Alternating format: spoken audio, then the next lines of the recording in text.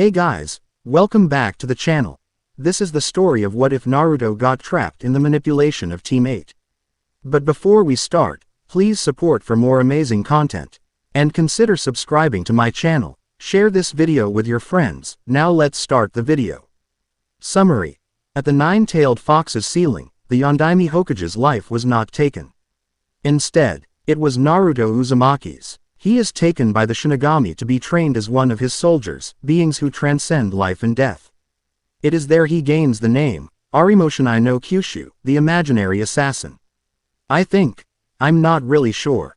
If anyone knows a good translator thing, please tell me. Prologue. Because every story needs one. It ran on. The fox was at least 100 feet tall, and with 9 tails. It was a sight to behold. Its eyes were a red, with veins running around it. The fox lifted one of its tails and brought it down. It crashed into the ground and brought with it an earthquake that shook the ground beneath the shinobi's feet. The fox had attacked not 1 hour ago. Already it had destroyed half of the forest surrounding Konoha and was attacking the outer walls. The force of the fox's tail impacting the ground caused the wall to crumble. With a single leap, it was inside Konoha. They had immediately assembled all their military forces and nothing could stop the great beast. The samurai the daimyo had sent were nothing against the beast. They could do nothing with their swords to hinder the beast. Those that tried to slash at the fox's legs were blown away in a hellish red glow when their swords touched the beast. The shinobi were not doing much better. The Aburame clan had sent all their available kikaichu against the beast, but they had all been burnt to a crisp. The Yamanaka had no luck either. The beast's mind was too old and complex for them to manipulate. They, like the Aburame clan, had started attacking with jutsus. The Uchiha and Hyu Ga clan's dojutsus were no use against the beast's might, and everything they tried could not stop the beast. The Nara and Akamichi were having better luck than the rest of the clans. With the combined forces of the Nara clan, they were able to use their clan jutsu to slow the beast down. They wouldn't hold on for much longer though. The Akamichi were enlarging themselves to half the demon's height, and using all their strength to attack, and their efforts were showing. The fox was held back long enough for the Yondaime Hokage to show. Sensei, a 15-year-old Hatake Kakashi yelled. He had his Sharingan revealed. He was bloody and dirty, having helped his teammate Rin carry bodies on and off the field. He and every other ninja smiled as the Yondaime approached. We're going to win this battle for sure now, was the same thought on all their minds. The smiles were quickly wiped off their faces however, when they looked at the Yondaime's face. His face was grave, and a fierce look of determination was on his face. Sensei, what are you going to do? Kakashi worriedly said. He knew that when a look of determination was on his sensei's face, the consequences would be bad. The last time he had seen his sensei this determined was when Obito had died and he had gone on alone to face the Iwa Nin. He had slaughtered them all and had thus earned the eternal hatred of Iwa. He ignored Kakushi's question and strode forward. Kakashi ran up to his sensei, but someone had kept a hold on him. Jiraiya-sama, questioned Kakashi. The toad hermit stood there, along with his sensei the third Hokage. We have to let the brat do this, Jiraiya said solemnly. He was watching his former student and friend as he was about to sacrifice his life for his village. Kuchio's no jutsu, the Yondaime yelled as he slammed his palm into the ground. Arashi-san, how are you today? Asked the giant toad. The Yondaime was standing on the toad's head, with a bundle in his arms. We have to make this quick, Gamabunta-san. The fox is already at the gates. And it was true. Despite the previous efforts of the Konoha Nin, they were not able to fully stop the beast's charge. I understand. With a single leap, the Toad King leapt over and in front of Demon Fox. He drew his giant Yakuza sword and made a single slash at the fox.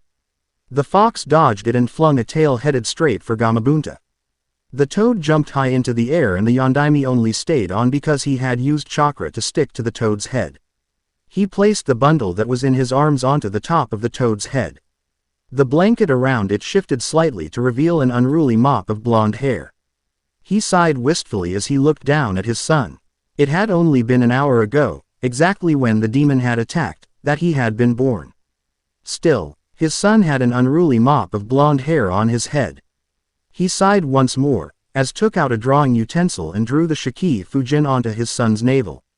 His wife was still in the hospital, recovering from giving birth to their twins. He had chosen to use his son Naruto, instead of his other son Ryoma, because Naruto was the one that had come out silent. Naruto had come first, oddly silent as he exited his mother. Then came Ryoma, who was crying loudly and thrashing madly. He did his seals blindingly fast, going through 5 of them every second. He went through 30 seals before he stopped. When he was finished, behind him came the apparition of the Shinigami. Damn human, thought the Shinigami madly. How the hell am I supposed to explain to the other gods that I was forced out here? The Shinigami was waving his hands madly. Arashi just thought that he was trying to look ghostly and scary. He called out, "Shinigami-sama, please, seal this beast into this boy and take my life as payment." The Shinigami nodded for a second, then reached out with an arm and stuck it inside the Kyuubi. It howled and went rigid. Those that were watching stared in awe. The Shinigami was standing behind the Yondaime, with an arm stuck inside the Kyuubi. Suddenly, it pulled something out of the Kyuubi. Everyone, including the Yondaime, was staring at shock at the Shinigami. When the death god had pulled its arm out, the Kyuubi had shrunk unto itself, a vortex forming at the middle of the beast. It sucked in all of the Kyuubi, and created huge gusts of wind, that caused some shinobi and samurai to be blown away. Then it stuck the other arm it had into the boy in Arashi's arms. All throughout this exchange, the boy had stayed silent. It had not made a sound, nor did it move much. Then it stuck the other arm, the one that held the soul of the Kyuubi, who was howling, into the boy's navel, where the seal Arashi had placed onto the boy. "Wait a minute," Arashi yelled. Over the huge gusts of wind that were still raging, "You're not supposed to take him. I'm the one that summoned you. All the more reason not to take you," thought the Shinigami. "Your ass made me come out here, when I'm not allowed to interfere in the mortal realms. I am taking this boy, and the fox that now resides within him, with me," the Shinigami said in a loud booming voice. "No," Arashi cried out, over the still raging winds. "Take me instead. I'm the one that brought you out here. You're not the one the fox is sealed into." And with that, the Shinigami left. The winds died down, and the shinobi and people of Konoha surveyed the damage. In the death god and Kyuubi's wake, they left a huge clearing where hundreds of trees were blown back, looking as if something had sat there then got back up. The Kyuubi had created a hole in the outer wall. The demon fox had also killed over 1/3 of Konoha's active shinobi forces, and had almost destroyed most of the daimyo's samurai army. Out of the original 100,000 the daimyo had sent, only 50,000 remained. That meant over half of the samurai had lost their lives against the demon fox. Most of the forest was completely decimated. Everyone slowly walked back into Konoha. They walked through the streets, battle-weary and a little bit in awe at what they had seen. Only a few people were left, helping to tend to the injured. The Yondaime was leaning against a tree in shock and exhaustion. He had used most of his chakra to summon the Shinigami, and he had one of his sons. It might take years for Konoha to recover, Arashi mentally said. Gamabunta had gone back and he was left alone on the battlefield. Over and over in his mind replayed the same image of the Shinigami taking away his son. Kakashi, the third Hokage, and Jiraiya walked up to tree the Yondaime leaned against. They stood there in silence for a few moments, none of them knowing what to say. The current Hokage's shoulders were slumped, his breath a little ragged. It was Jiraiya who broke the silence first. "You did good, Gaki." The Yondaime slowly whispered, "I didn't do good. The Shinigami was supposed to take me, not Naruto. Maybe it was for the best." The third Hokage slowly said, as if thinking it out while saying it. "What do you mean it was for the best, Sandaime-sama?" yelled out Kakashi, half in shock and the other in puzzlement. "If you think about it, it does," said the Yondaime, speaking for the first time since the Shinigami had sealed the demon fox. "What do you mean?" shouted Kakashi. His gaze turned and now rested on his former sensei. Where there was once a look of depression on his face, there was more of hope on it now. "He means," began Jiraiya, "that with the Arashi's help, we can help rebuild Konoha back to its former glory." It had been a week since the Kyuubi attack. The Yondaime had allowed everyone some time to recover from the Kyuubi's attack, and now, they were ready to begin rebuilding their lives. Citizens of Konoha, Arashi said. Beside him were his wife, Haruhi Uchiha, with their week-old son in her arms. He was crying and flaying his arms wildly in the air, despite Haruhi's best efforts to calm him.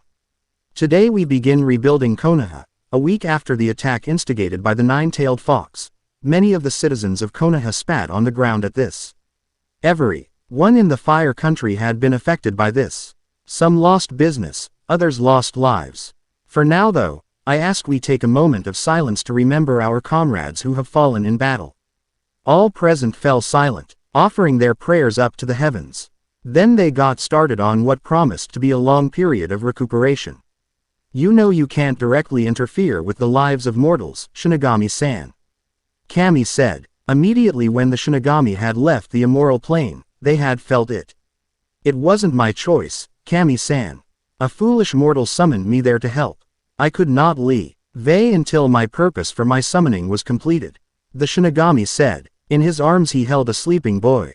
On his face were 6 whisker marks, 3 on each side of his cheeks. The boy's hair was a dull blonde, which made it look white. On the boy's stomach was a seal, the very one that the Shinigami had been called into mortal plane for. Who is the boy then? I sense he is mortal, and you know the rules. No mortals unless they are one of the Senmen are allowed onto the immortal plane. Kami said. None of the other gods knew, as he was the lord of the living, and he knew when someone had left or entered the mortal plane. I have chosen the boy, Kami-san. The Shinigami stated in a simple tone. This is preposterous, bellowed Kami. No god has ever chosen a child to become one of the Senmen. I will not allow it. That is because the other gods believe that a child cannot pass through the planes of the dead and living, the Shinigami said, watching the boy who had just woken up. He was watching with apathetic eyes that were a sharp blue, the color of the sky. When you looked at his eyes from a certain view, however, they changed to a deep red. From the QB's influence, probably. And for good reason. A child's mind cannot possibly take the strain from being one of the Senmen. Chastised Kami, they're too young. You'd be surprised what a child's mind can take. Furthermore, he held the baby up. I will personally be training the boy. Kami sighed. The death god seemed to be unusually persistent today.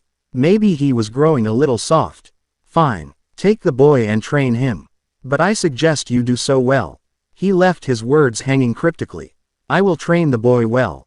In fact, I'll train him to be one of the best Senmen ever. Thus, the Arimoshinai no Kyushu was born. Shinigami's orders. He raised his obsidian-colored blade above the ninja's neck. Wait! Cried out hopeless ninja. He stared out at the deceased corpses of his comrades on the floor. This man had seemingly appeared out of the night. When they asked him who the hell he was, he had said nothing. Seeing him keep his silence, they had attacked him. It had all gone to shit afterwards. Flashback. Woo-hoo. And then he kicked the guy right straight into a bottomless pit. Yelled the drunk ninja, Vega. It was another endless day at his outposts, and they were passing the time by telling stories and staying inside where it was warm and dry, instead of outside, which was cold and wet. They were at war with another country, a war they were all sure they would win. Their side, which consisted of them, Kumo, and Iwa, against Konoha, Suna, and Kiri. They had more ninja and more samurai. They also had the advantage of having hired mercenaries. The other side had all the legendary names though. But they had the numbers. Not even legends can stand being outnumbered 10-1 every time. Their side had won all the decisive battles in the war so far, and their opponents had won every minor battle. Granted, there were more minor battles than decisive battles, but that was they were called minor battles. They didn't count as much as the decisive ones. L laughed at Vega's story and his antics. He was swaggering around the room, swinging his arms like a gorilla.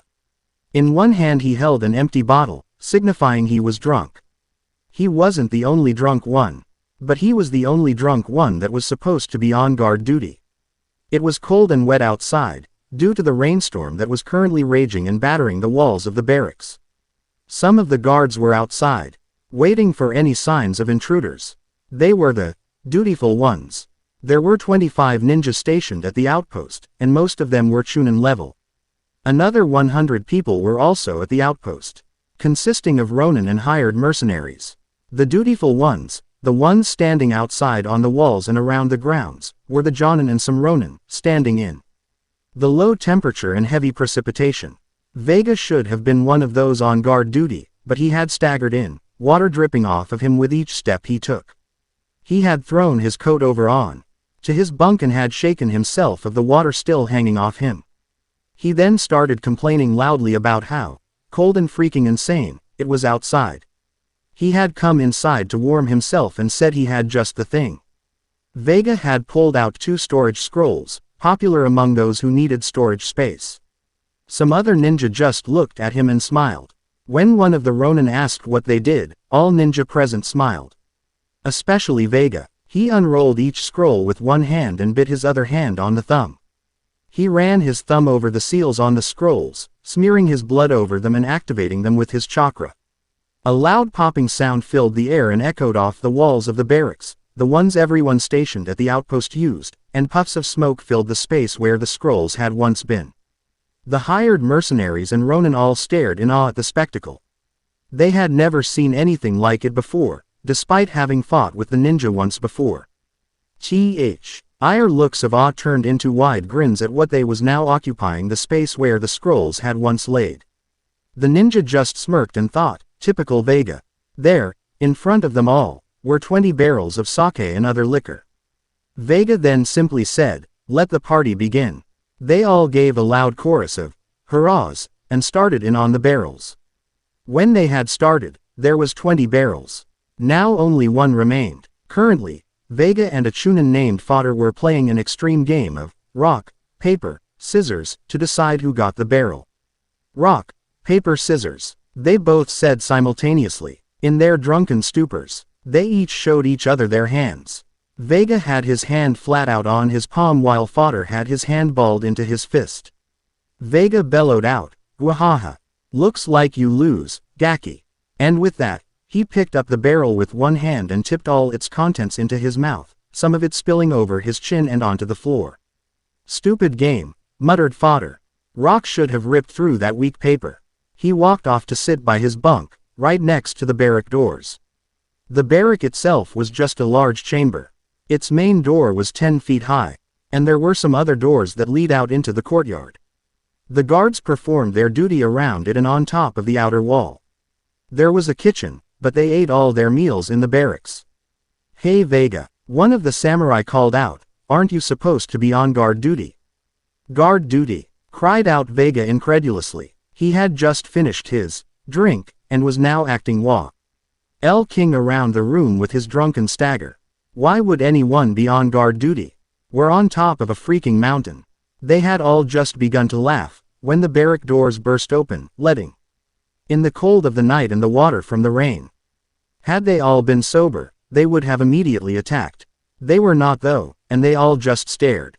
Fodder called out to the person standing outside, "Oi! If you're coming in, don't use that door. You'll let in all the cold." The figure in the doorway stepped out of the cold and into the barracks. The door closed behind him, but the cold never left.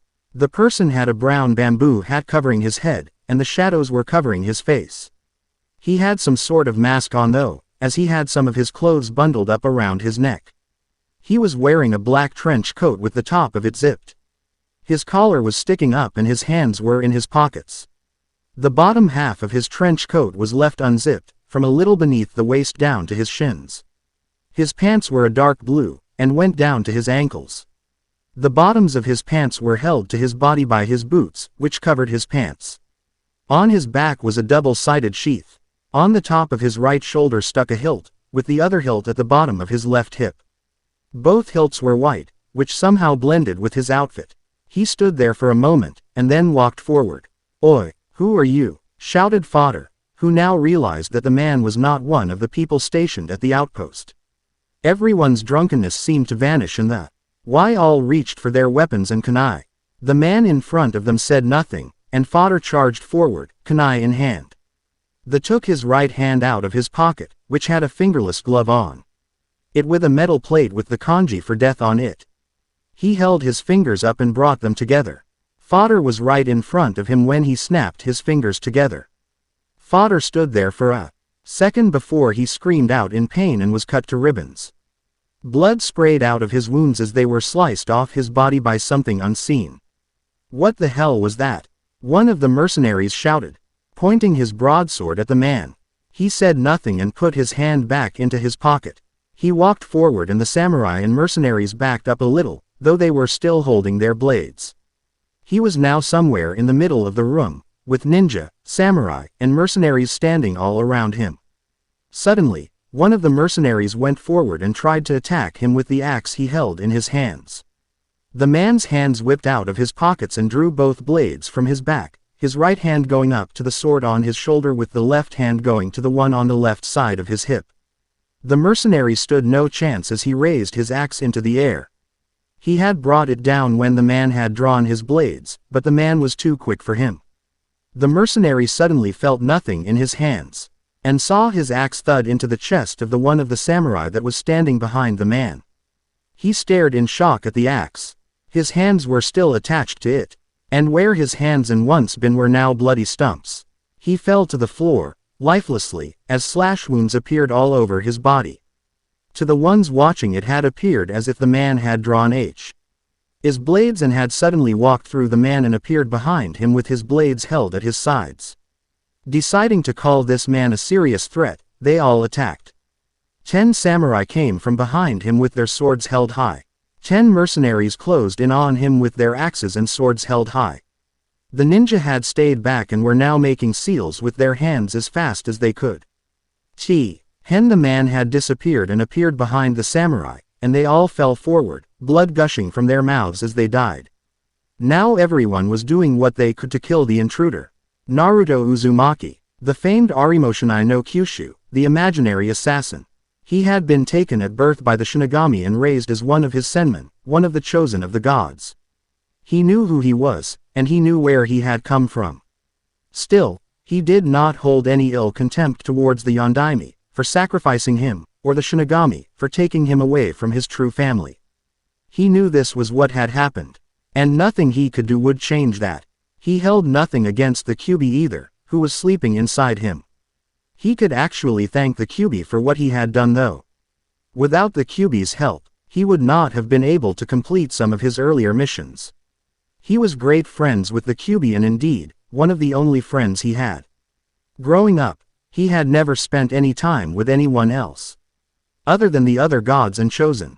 The other chosen were also a little jealous and weary of him, seeing as he was the youngest person ever chosen and he had been personally picked.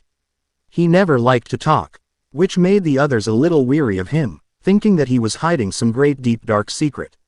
The only friends he had were the Kyuubi, who was now sleeping, and the Shinigami, who was busy with his work. He was fine with being alone though.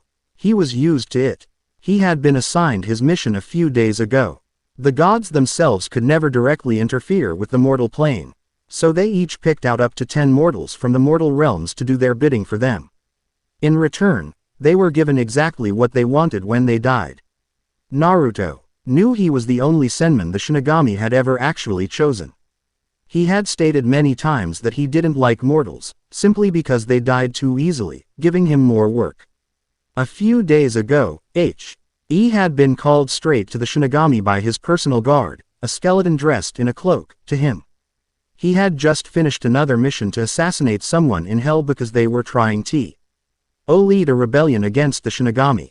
Naruto stepped inside the personal office of the Shinigami. He had transferred from his regular giant form into his human-sized form. He sat behind a desk, watching Naruto with his speculative eyes. The boy had grown in the 17 years of his life. He still had his whisker marks, though they were far darker. His hair was not long, though it was able to reach down and cover his forehead. It was very messy, though in a somewhat clean way. It was sort of spiky and fell down around his eyes. He could see his eyes and they were still the same blue they were all those years ago. When someone looked at his eyes from a certain way or point, they turned a little red.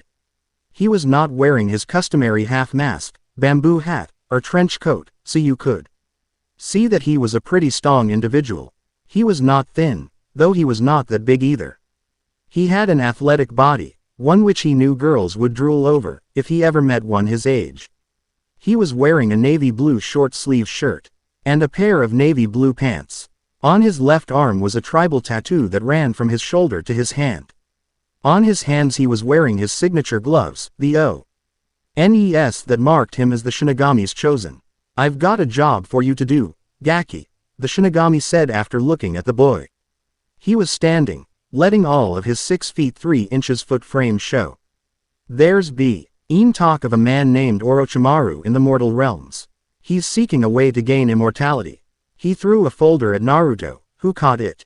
He opened it carefully so as not make the papers inside fall out. He looked down at all the information the folder had. He stared down at the man's picture, gazing hard at it and burning the face into his memory. He was from Konoha, the place where he had been born, and was one of the 3 Sannin, along with a man named Jiraiya and a woman named Tsunade. They were trained by the Sandaime Hokage, the predecessor to his father, the Yondaime. It didn't give any other information than that. "This doesn't say where he's located," Naruto slowly said. "I can't assassinate a man when I don't know where he is." "Well," the Shinigami said, "find him. Oh, and this isn't an assassination mission. Kill everyone who gets in your way." "I understand," and he had begun to walk away when the Shinigami called out to him. He turned and faced the man who had raised him. "Oi, Naruto," the Shinigami said solemnly, "you might run into your family there. If you do," he paused considering how to say this. After a moment Naruto said, "You want me to join them and go to Konoha with them, don't you?" "Yeah, kid," the Shinigami sighed. "Leave it to the boy to make things seem easy. You know you can't stay in the immortal plane any longer, and I know you're not going to die anytime soon. You have to go somewhere, and I might have thought you would have wanted to go back to your family." Naruto paused for a moment, then turned around and walked out, saying in a soft voice, "I understand." There was a small hint of sadness in his voice as he said that and left. He had been wandering through the land of sound, looking for any signs of Orochimaru. It had started raining, though it didn't bother him. He had just secured his hat tighter onto his head and walked on in the cold and rain. Then he had seen a small light in the distance. "Fire," he thought. He ducked low and stayed close to the ground. He waved his hand and he disappeared. He was now cloaked in absolute darkness. He was not able to see where he was going, so he let his other senses guide him. He had memorized the position of the light, and had ran forward. He pressed himself up against the wall and flicked his index finger with his thumb to decloak himself. He looked up and felt the rain impact upon his face. He still kept his eyes open, despite the rain drops falling into them, and saw 4 people patrolling the walls. All were wearing Jonin garb that marked them as Oto Nin. He put his head down and his bamboo hat covered his face once more. "They're Jonin. I better take them out quickly so they won't alert the others." Deciding this to be the best course of action, he nodded to himself. He climbed over the seemingly smooth surface of the walls and gripped onto the ledge of the wall. He waited until he heard one of the Jonin come near the edge, and he went up quickly, keeping one hand on the ledge. He grabbed the man with his free hand and pulled him over the edge. He held his mouth with one arm and the edge of the ledge with his other. He squeezed his jaws until they broke, making him unable to talk. He couldn't tell if the man was crying or not, due to the rain. He sounded like it though. The man struggled and tried to make the Nisakari hand seals to perform a kawarimi.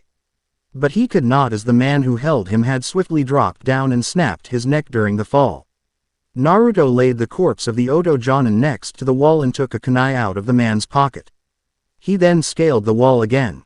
When he got to the ledge, he had made himself look like the man he had just killed. He walked around, pretending to be the man, until he passed one of the other Jonin. He had given Naruto a nod and kept on walking. With his back turned to Naruto, he threw the kunai he had stolen from the man straight into the other Jonin head. He quickly ran forward and caught him before he could fall into the courtyard below. There were roughly 20 Ronin in the courtyard, all patrolling the inside of the gate. From the large building in the middle came the sounds of laughter and shouting. He heard some of the Ronin outside sigh wistfully, longing to be inside where it was nice and warm. He pulled the kunai that was lodged in the man's skull and tossed him off the wall. He saw one of the other guards in front of him, and used the same kunai he had killed the man with to kill him also. He went down with his throat slit. The last guard had seen him kill the man, and was preparing one of his jutsus. He was probably halfway done when Naruto had snapped his fingers. The man had just stopped and fell to the floor. Naruto slowly walked over to him, watching the Ronin below. They had not heard any signs of a scuffle on the walls and were wandering around below. He heard another boom of laughter come from inside the building and all the Ronin gazed at the building. He had reached the body and had looked down. It was lucky he caught the man distracted making seals and planning his next move, or he would not have been able to use his illusion on him. He had knocked him out by making him relive his most embarrassing moment 100 times over in a matter of nanoseconds. All the blood rushing to his head had knocked him out. Got to finish off the rest of these people before I head inside, he thought as he snapped the man's neck with his hands. He deposited the body on the outside of the outer walls, and had jumped down into the courtyard. He ran straight for the shadowed corner of the four corners, and had cast his cloak of darkness about him to plan his strategy. If I make an illusion, then they might run and warn the others. Though I have no doubt that I could take them all on, it might cause a lot of unnecessary problems. I could knock them all out if they're distracted and kill them then. Naruto then finalized his plan and waited to hear a loud boom of laughter from inside. He was waiting for what seemed like an hour before he had his distraction. He heard a booming laugh come from inside. He quickly disillusioned himself and snapped the fingers on both of his hands quickly, one snap for each of the Ronin, who were in the middle of sighing, for a total of 20 snaps. Each of them simultaneously fell to the ground in an undignified heap. He unsheathed the blade on his left side with his left hand. He held it in a reverse grip with his left hand. He quickly ran over to each of the unconscious Ronin, and had slit their throats using the blade as he passed over each body. He never stopped by a body. He just ran and slid his blade through the throat of each one he passed. After going past all 20 bodies, he stopped at the large doors of the barracks. He sheathed his blade back into its corresponding sheath and now stood there with his hands in his pockets.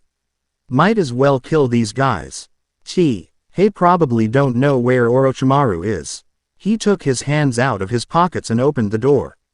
He put his hands back into his pockets and waited to see their reaction. He stood there for a moment and looked at everything inside. He gave a quick head count and saw that there were 101 people inside. Near the middle of the room were 20 large empty barrels that stank of liquor. He stood there even more and just waited. Wow, was the only thing in his mind. Oi, if you're coming in, don't use that door. You'll let in all the cold, said a man on his left. Finally, he walked inside and felt the doors close behind him. They all just stared at him again, taking in his appearance. He let out a barely audible sigh and walked forward. Oi, who are you? Said the same man as last time. He noticed them all visibly tense and tighten their grips on their weapons as they realized that they didn't know this man. The one that had asked him the 2 previous questions had ran forward. And Naruto had taken out one of the hands.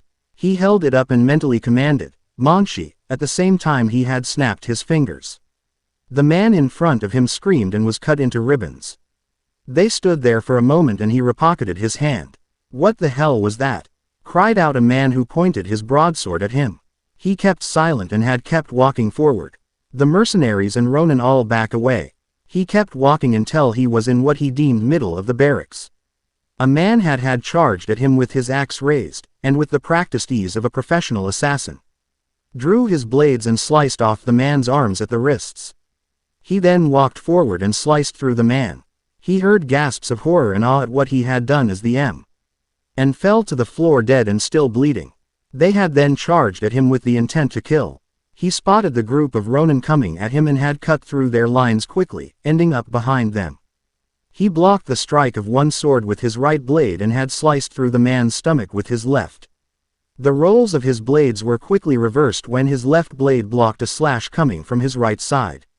And his right blade was brought down and through the head of the man who owned the blade. That's 80 left, he thought as he ran through and stood in the middle of a circle, slashing his blades down in every direction and killing 6 more. He had then jumped left into the air as a huge fireball was brought down on him. It had missed him, but had incinerated the group of 10 that had been surrounding him. He quickly spotted the one who had used that jutsu. He was standing in a corner with 9 other shinobi by him, and they each doing hand seals, getting ready to perform another set of jutsus. Must have combined their fire jutsu to make that fireball, he thought. He flipped in mid-air and clanged his swords together loudly. The whole room was filled with absolute darkness. They could hear and feel each other, but they couldn't see. There were loud screams of pain as they fought against each other in a vain attempt to kill him. They would never be able to reach him, seeing as he was standing on the ceiling. He had sheathed both his blades and his right hand was holding onto his hat, while the left was in his pocket. He heard the clashes of metal on metal, and the soft tearing that signified metal ripping through flesh. The cries of pain and metal on metal died down as the number of people inside dwindled. That should have been enough, and he took his hand out of his pocket and waved it. The floor of the barracks was seeped in blood. Bodies were littered across the floor, along with the occasional disembodied limb. Only 3 people were left, and 2 of those were currently regurgitating all the alcohol they had drunk and all the food they had eaten at the sight of what lay before them. One was hiding beneath a table, his eyes closed and rocking back and forth in the fetal position. He wore an Odo headband and a Jonin vest. The other 2 were Ronin. He decided that the shinobi would have more information than the Ronin, so he walked up to them. They had noticed his approach and were now backing away. He walked forward still, and they ran to the barrack doors. They were both crying piteously. "That won't work," Naruto said, his voice an eerie calm in the room of chaos. His voice was always calm, no matter the occasion. It was a cool sound with its calmness, and it was like a small breeze floating on the wind. Either use it to enervate people's minds with its calmness, or use it to make them feel better with its sound. They tried to tug at the door as hard as they could at the sound of his voice. They cried even more and clutched each other as he approached. Both were crying and holding each other. "Don't worry," he said, "I'll kill you both quickly." "No." One of them gained enough courage to yell out, "Don't kill my brother. I promised our mother that I would bring him home." "No. Nisan, I think," the younger one cried out and grabbed the hem of his brother's sleeves. "You know I can't let you die for me. I promised Kasen. I told her I'd protect you," roared out the older brother. Naruto sighed and sat down to watch. "This might take a while. Forget what you promised Kasen. I won't let you die for me," yelled out the young one. "I will not be made a liar, Ototo-san. I made a promise to our Kasen that you would return home from this war safe and sound. No, I refuse to let you do this," screamed the younger brother. He cried out and held on tighter to his brother's shirt. "Let me go. I have to die for you," the older brother said, struggling to get forward. "It doesn't make any difference in what order you die," Naruto thought as he watched the exchange. The younger brother had just pulled his older brother onto the floor and was crying onto his shirt. Older brother was patting him on the back and saying things like, "It's gonna be okay," or, "It'll be alright," both of which weren't true. Naruto threw his head back and let out a loud sigh. "If this is how brothers are supposed to act, then I would have probably killed both of us to have ended it." The 2 brothers were now sobbing on the floor, holding each other in a caring embrace. Might as well, Naruto thought as he stood up. The 2 brothers didn't even see him as he stood and snapped his fingers. In their distracted state, their minds were easily susceptible to his illusions. Tched as the 2 snarled and lunged at each other, neither of them able to control their actions. They ripped each other apart and he turned to the ninja. He no longer had his eyes closed and was now staring out at what he had just seen. A look of extreme disgust on his features. "Aren't you supposed to be a ninja?" asked Naruto, staring at the man. He could not see his face because of the bamboo hat, though he could have sworn his eyes had flashed red for a second. He said nothing and Naruto sighed once more. He kicked the table above the man's head back so he would have a clear shot at the man's neck. The ninja had run up though and pulled out a concealed kunai to try and take a stab at him. He had leaned back when the man made a thrust to his chest, so it sailed harmlessly above his body. Then he brought left foot around and used it to flip himself. While spinning in the air, he sent out a kick using his right foot and caught the man in the side of the head. He dropped the kunai as he flew backward 7 feet and crashed through the table that he had been hiding under. Naruto just drew one of his blades, not caring whether the man was crying in pain or not. Flashback end. That was how Vega had gotten into the situation he was in now. Wait, he cried out. He did not know why the man had attacked the outpost, nor did he know what he wanted, but he probably wasn't here because he wanted to be here. I'm a high-ranking officer in Orochimaru's army. He cried out, still fearing for his life. We can hire you and pay you double the amount of what you used to get paid. The man had just raised the blade even higher. Wait, Vega all but screamed. The man lowered his blade and Vega managed to sob out, what is it you want? I need information on Orochimaru's location. Vega sniffed and was puzzled. Why did this man want Orochimaru's location? Seeing the ninja in front of him not responding, he raised his blade once more. No, he shouted past his tears. His compound where he does all his experiments is on the northernmost part in the Land of Sound.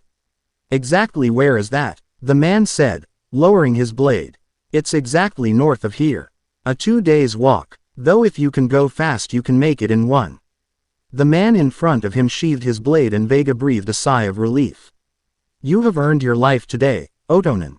The man LLED out as he stuffed his hands into his pockets. He walked out into the rain and disappeared into the cold and rainy night. Vega let out another breath and another sigh of relief. Of the original 125 that had been stationed there, he was the only one to have survived. He let out a laugh, just as the entire went up in flames. He had his target now. Hey kid, what did I miss? Said the QB, slowly materializing by him. You didn't miss much, Naruto said, ignoring the rain as it hit his face. The rain and cold felt like it had been dying down the last hours he had been walking. So, how many did you kill? Said the QB, who was now fully materialized beside him. He was twice the size of a horse. He looked almost exactly as he had once looked 17 years ago, when he had attacked Konoha. His fur was still as red as ever, and his eyes were just as red. He had only 6 tails on him, because that was the limit that he was able to go because Naruto hadn't released him. No idea, Naruto said, still walking forward to his target. He would probably be there by noon that day. Well, then where are we going? Said the QB. We're going to go find Orochimaru. Naruto simply stated. The gay snake Tem, QB said. Naruto suddenly stopped. Gay snake Tem. That was never in the reports. I would suspect so. When you see him up close you know it instinctively. Instinctively Naruto said, rubbing his chin. He shook his head and walked on through the night. How do you know that? I'll tell you when you're older, kid, the QB said. For now, you need a ride to wherever we're going. I'm fine, QB-san. Just go back to sleep. I'll probably be able to handle this on my own. Suit yourself, kid. With that, the QB disappeared. Ed and Naruto was left walking in the night towards Orochimaru's compound. Gaki, we should attack soon. Orochimaru looks like he won't be staying in for the next couple of days, said Jiraiya. Beside him was his fellow Sannin, Tsunade. You're right Jiraiya-sensei, said Arashi Uzumaki, the 4th Hokage. They had entered this war against Oto, Iwa, and Kumo 4 years ago, when their combined forces attacked Konoha during the Chunin exams. They had allied themselves with Suna and Kiri. They had all the legends, but Orochimaru's forces held the numbers. They were losing thousands by the day, and they needed to find a way to stop it. That was why Jiraiya and he had come up with this plan. They were to travel to Orochimaru's headquarters in a last-ditch effort to win the war and save the lives of thousands. They had gotten the location of the place from Kabuto Yakushi, Orochimaru's right-hand man. They had recently captured him and had traveled north to Orochimaru's headquarters. They had been there for 3 days, and it had been decided they would attack his base as soon as night fell. Otusama called his son Ryoma. He was a little on the short side. He had inherited his mother's black hair and some of his blonde hair, which was noted in a streak that went down the middle of his head. He chose to wear it long and in a ponytail. He had inherited all of his father's eyes. So 2 pairs of sparkling blue eyes stared at him. He was wearing a long-sleeved white shirt, with a Chunin vest over it. His camouflage pants were a little baggy, but were held back by the brown combat boots he wore. On his pants were some pouches for kunai. "Hello, Gaki," teased Arashi as he rubbed his fist into his son's hair. No one present could suppress the smiles that came to their faces as they saw the exchange between father and son. It gave them all a happy feeling to see some happiness on the battlefield. The Konoha 12 and their senseis had all come along. They were said to be the best of their generation, and could each possibly make Jonin soon. Kurenai Yuhi's Team 8 consisted of Shino Aburame, Kiba Inuzuka, and Hinata Hyuga. They were an excellent tracking, though their fighting abilities were not to be underestimated either. She was currently not with her team because she was taking care of her baby boy. Asuma Sarutobi's Team 10 was their strategy team. They consisted of the second-generation Ino Shikacho, Choji Akamichi, Ino Yamanaka, and lazy genius Shikamaru Nara. Though he should have been helping Kurenai with their child, Asuma was not one to be left out of a battle. Team Guy was their heavy assault team. They consisted of Tenten Buki, Means Weapon, Rock Lee, and Jonin Neji Hyuga. Their leader was Might Guy, the one who Rock Lee idolized to an obsession. The last team was Team 7, led by Kakashi Hatake. The team was their general group. They all had different skills that it was hard to place them all. Sakura Haruno was the team's medic, having been taught personally by Tsunade. Sasuke Uchiha was the team's heavy hitter, having the most chakra out of the Konoha 12 and the most jutsus. The fourth Hokage's own son, Ryoma Uzumaki, was the group's strategist. He was also Konoha's #1 most unpredictable ninja as dubbed by their sensei. Along with them, they had brought the Sand Trio, made up of Keisuke Sabaku no Gara, and his siblings Konkuro and Tamari. No one from Kiri but Zabuza Momochi and his adopted daughter Haku Momochi could come and help because they were currently fighting off Kumo invaders on their island. They air camped out behind a hill that hid them from the view of Orochimaru's fortress. "Hello, Ryoma, why aren't you out hanging out with Sakura?" teased Jiraiya and Tsunade. Shut up," stuttered Ryoma, his face turning red in embarrassment. It had recently come to everyone's attention that Ryoma had a crush on Sakura after Ino had used her Shintension no Jutsu on him during a spar. "Wow," Jiraiya said, "if he gets any redder, we'll have another Hinata on our hands." Everyone laughed at that, even Ryoma, who was still blushing a little. Suddenly, the alarm rang out. "What the hell's happening?" Arashi called out. Several ninja appeared to answer his question. "Yondaime-sama. It seems someone has crossed the hour sensory lines surrounding Orochimaru's headquarters." "Who's leaving?" asked Tsunade. The ninja who had reported looked at each other a little nervously. "No one left, Tsunade-sama. Someone went in." Orochimaru's headquarters were a little plain. Just a large castle. No moat. No outer wall. No nothing. The form of protection Naruto could see was that the castle was on a hill overlooking everything. Nothing would be able to sneak up on it.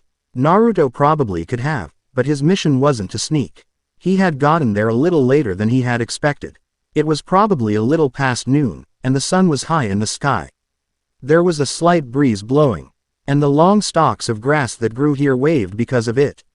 There were various hills surrounding the castle, but the castle itself was on the largest one. He sighed and the Kyuubi sighed with him. He had recently materialized himself and was now sitting beside him. "You going to join me on this one?" Naruto asked the fox. "Not unless you get in trouble. I'll probably just stay here and watch," the Kyuubi said in a lazy tone. "All right, but if someone tries to interfere, stop them. You know that no one can fight in this but you and me since we were given the job."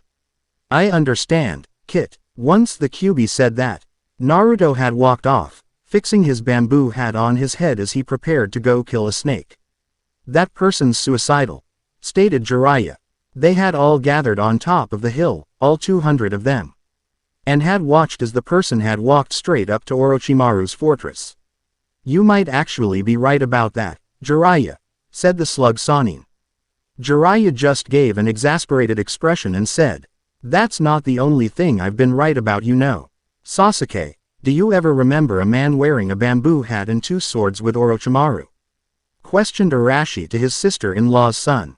"No, I've never remembered seeing a man that looked like that before," said Sasuke.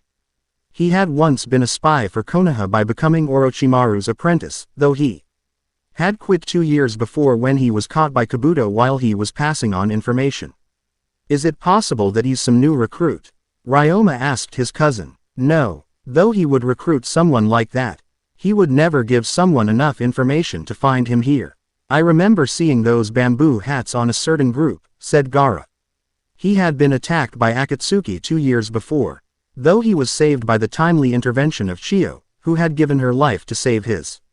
Akatsuki, whispered Jiraiya. His research on the mysterious group had been stopped in favor of the war. In the recent weeks, he had heard whisperings that they had every bijou except the nine-tailed fox. He smiled faintly at this. They would never get the nine-tailed fox. Its container was in the stomach. Of the Shinigami destined to do battle with the fox for all eternity. I don't think that's Akatsuki, said Arashi, who was holding his binoculars to his eyes.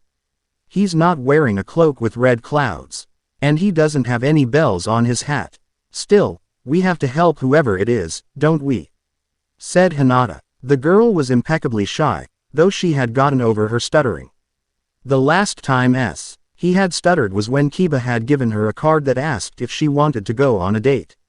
Her face had suddenly turned red and she was hyperventilating. When Ino had asked who it was from, she had stuttered even more. She just handed her the card, and she had laughed. Hinata had said yes to that though, and she and Kiba were now a couple. I can change that if you guys want Hinata to be paired with Naruto. She's right, Arashi, Tsunade said. That's suicidal to go in, especially if you're alone. Those beasts that Orochimaru made are protecting the castle. All right, Hinata, Neji, you can use your Byakugans to look at that person, ordered Arashi. Byakugan. They both called, activating their Kekkei Genkei. They both zoomed in on the person, and gasped in surprise. What is it, Hinata-chan? Asked Kiba, concerned for her well-being. The man has no chakra coils, said Hinata. She had never seen anything like it. Everyone had chakra coils. What's more, put in Neji. He's got a massive chakra reserve in him, red chakra. The rest of the group were puzzled. No known being in the world had no chakra coils. They had also never heard of someone with red chakra before. I remember seeing red chakra before, said Gaara. It's a demon's chakra. They all took in this new information. Arashi felt a sense of dread. Like Jiraiya, he had also heard that Akatsuki had already obtained all the bijou except for one. An even worse feeling of dread welled up in his chest. What if it's... Before anyone could stop Arashi, he had thrown his own Hiraishin kunai. It sailed through the air, and Arashi used his Hiraishin no jutsu to summon himself to it. He had only gone 2 feet however, as he picked up the kunai off the ground. I can't let you interfere in his battle, Arashi-kun. A voice called to him from below. He was standing right at the edge of the hill, and the voice had come from below.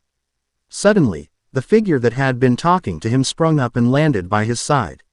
Everyone automatically reached for a weapon as they saw a huge fox twice the size of 2 horses jump next to their Hokage.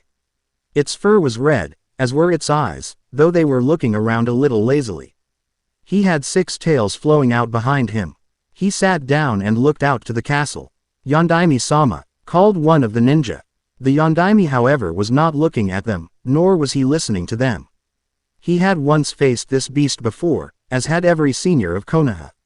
The younger generation had thought that he had killed the beast, and they did not know that he had not killed it and had lost one of his sons in its sealing. Now the 9-tailed fox was back, with all those that could remember the beast gripping their kunai tighter, just in case the beast struck. Kyuubi, asked the Yondaime uncertainly. Like I said Arashi, don't interfere with this fight. It's his fight and his fight alone. The Kyuubi said, a hint of boredom in his tone. Him, it's really him, said Arashi, a little amazement in his voice. You're not serious are you? He was taken by him, so how could he even be here and alive? Oh, the boy's alive and well. You'd be surprised at the things he can accomplish. You'd probably be proud of the man Naruto's become, said the Kyuubi. There was a little bit of pride in his voice too. Naruto, questioned Ryoma. He had been listening to this conversation intently. He was always curious as to what his father was up to. Then he had heard that name. What's a Naruto? That's the name I heard you and Kasan crying all those years ago. The QB turned and looked at the boy. Shock and a little disappointment etched onto his face. Then he turned his gaze back to Arashi, who looked guilty of something. You never told him. His voice as mixed with a little anger and sadness. You never told them anything. Haruhi and I thought it was for the best. Arashi trailed off because the QB had decided to cut in. Any respect I ever had for you has now been taken away and burned, then cut into little itty-bitty pieces, the QB said, turning his back to the battle that was sure to have taken place. Otusama, what was that fox talking about? Asked Ryoma. Arashi let out a sigh, and said, I'll tell you later. The QB snorted, you better tell him. If not, there be hell to pay. And they all turned their attention to the battle. Orochimaru's experiments. He had walked straight up to Orochimaru's fortress. He had been told this was not an assassination mission. He was here to kill the target and anything that got in the way. Seems easier than I thought, he thought as he placed an open palm onto the door. Just because it's not an assassination mission the Shinigami gave me, doesn't mean I can't enter silently. He then closed his eyes and willed himself to believe the door in front of him was not there. It took several moments of concentration, but he had managed to do it. He walked forward, passing through the door and ending up on the other side. He opened his eyes and smiled. He had just passed through a solid object without so much as a disturbance of the air. He walked forward, drawing his blades out of their sheaths on his back as he did so. He examined his surroundings while walking. It seemed he had run into the main hallway. At the end of it was a large glass window. On each side of the hallway were 4 doors. Each door had another door parallel to it on the other side of the room. Though the place he had entered was dimly lit, with only the light from the big glass window he could see portraits on the wall. They were all of exotic types of animals, ones that were now hard to find in the world. On one side of the wall he saw a portrait of a sleeping white tiger. The picture parallel to it was that of a gorilla banging his fists against his chest. Another picture showed a man by the beach. He was holding hands with a woman with long dark red flowing hair and they were both smiling. They were wearing Anbu clothes and had their masks hanging around their necks. He kept walking forward, staring at the pictures while walking. He gripped his blades tighter as he saw the pictures slowly change before his eyes. The picture with the man and woman in it changed to show the man holding up the woman's head, with the rest of her body lying on the ground in a pool of blood. The man's mask was up, and there was a huge splatter of blood on it. The picture he had seen of the gorilla had also morphed. It was now a picture of a grotesque-looking animal, with teeth that were as sharp as his blade. The fur of the animal itself had changed. It was now a deathly yellow, with purple demented eyes staring out of its eye sockets. Its head and body were no longer the same shape either. The gorilla itself was significantly larger, looking to be about as big as a house. The fists of the gorilla were still balled, no longer beating upon its own chest. Instead, crushed beneath its fists were the bodies of its own. Littered across the ground, broken. He still looked on though. Each of these pictures held a message to them, and he would find out what. He turned back and saw the white tiger. It too had grown larger. Though not quite as large as the gorilla had been. The tiger was probably one size bigger than the QB, but it looked much fiercer. The fangs in its teeth were longer, going all the way down to its chin. And the teeth looked sharp enough to rip the gorilla apart. It had its head held up in a roar, blood dripping down its fangs. At its paws lay a dead elephant, with a large hole on its side showing deep into its insides. He repressed a shudder and kept walking. You've seen worse than this in Makai, he said to himself, and it was true. He had seen worse in Makai. But he had never seen something like this before. He had walked straight through, looking at each portrait that hung on the wall intently. They all held some type of animal. Every step he took revealed more of what the portrait truly was. As he stepped next to the window, he was bathed in sunlight. In front of him held a plaque. From far away and in the darkness, it had looked a little like a doorway. He walked right up to the plaque and read the words that were engraved there. They were written in huge Gothic letters. He read them out loud and slowly. In the darkness, our secrets are kept hidden. They hold and embrace us, keeping us close and safe. The cold touch of darkness keeps us numb and insensitive to the world around us. Naruto thought on these words for a moment. They were wise ones and true words. If someone was kept in the dark, they would not have to worry of what was out there. But still, what would you want to hide? He looked back and through to the darkness. Except it wasn't dark anymore. The light from the window had shone in and was now light was filling the entire hallway. All the portraits were lit and their grisly visages were shown. Each picture, in their frame held an animal that was mutilated and disconfigured. He turned back and read the plaque again, which had also changed. In the light, our secrets leave us. They leave and mock us, keeping us alone and dangerous. The warm touch of light reveals who we really are to the world around us. Must have some soft of significance for Orochimaru to have put this up here, thought Naruto, studying the portraits and the plaque. Naruto turned his head to look at the doors. There were two, each one most likely leading into a hallway. He chose to open the door to his right, which was the door on the left side. And his left sword, he kept his obsidian katana in his right hand and opened the door. The hallway was dark, and no lights were shown. That didn't bother him, as he let his senses take over. He kept his free hand to the wall and walked forward. He had walked all the way to the end of the hallway and had felt no doors.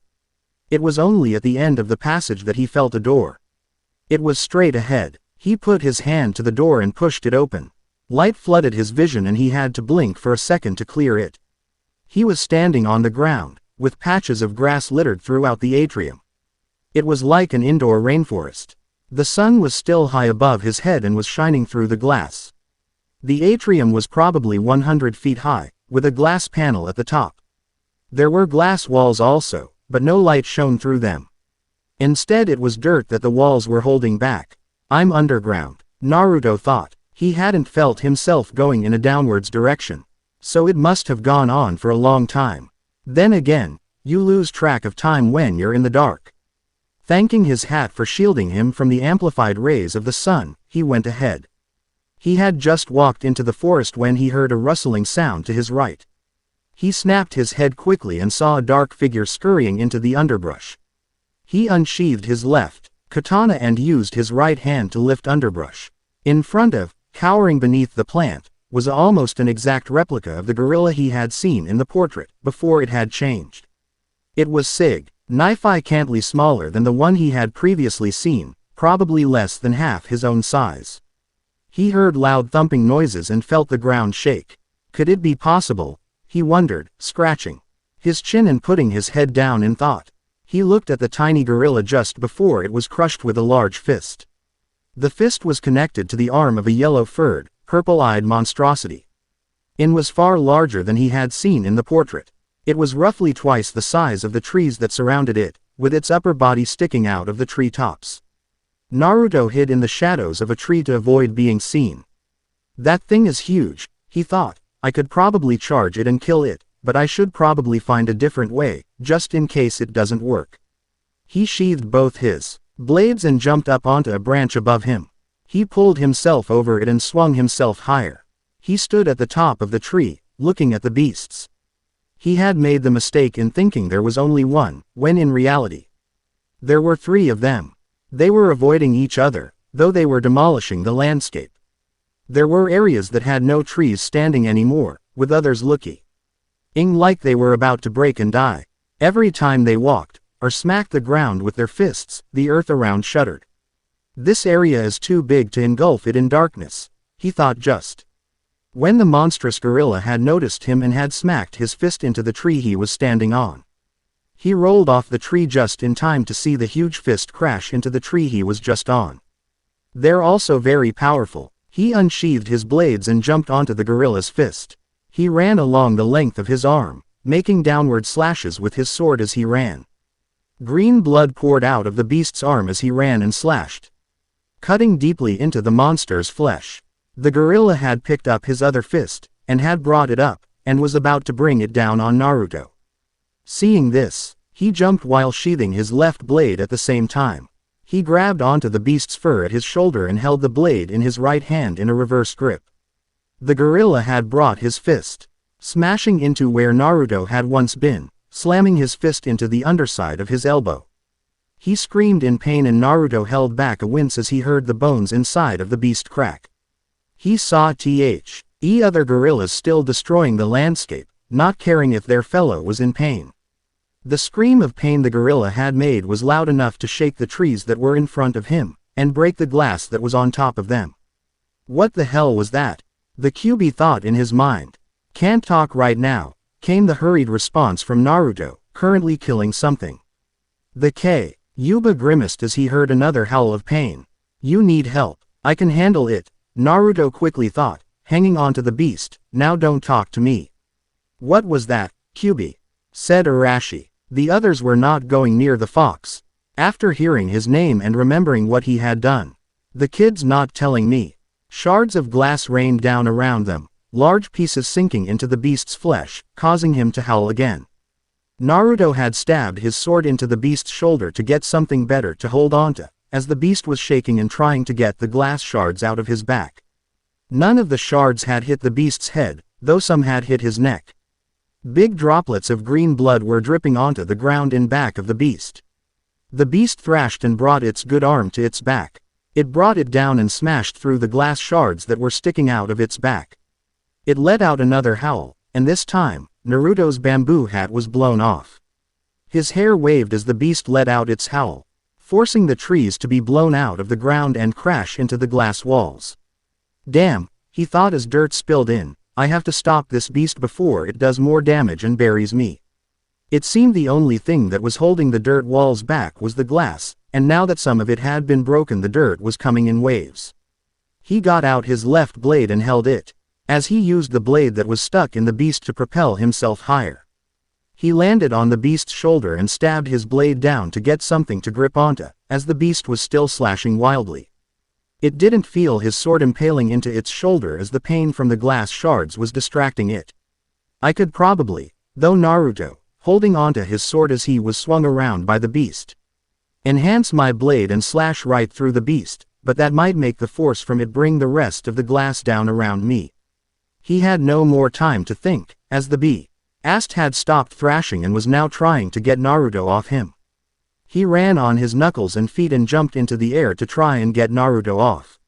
He just held on tighter, and as the beast landed, he let go of his sword.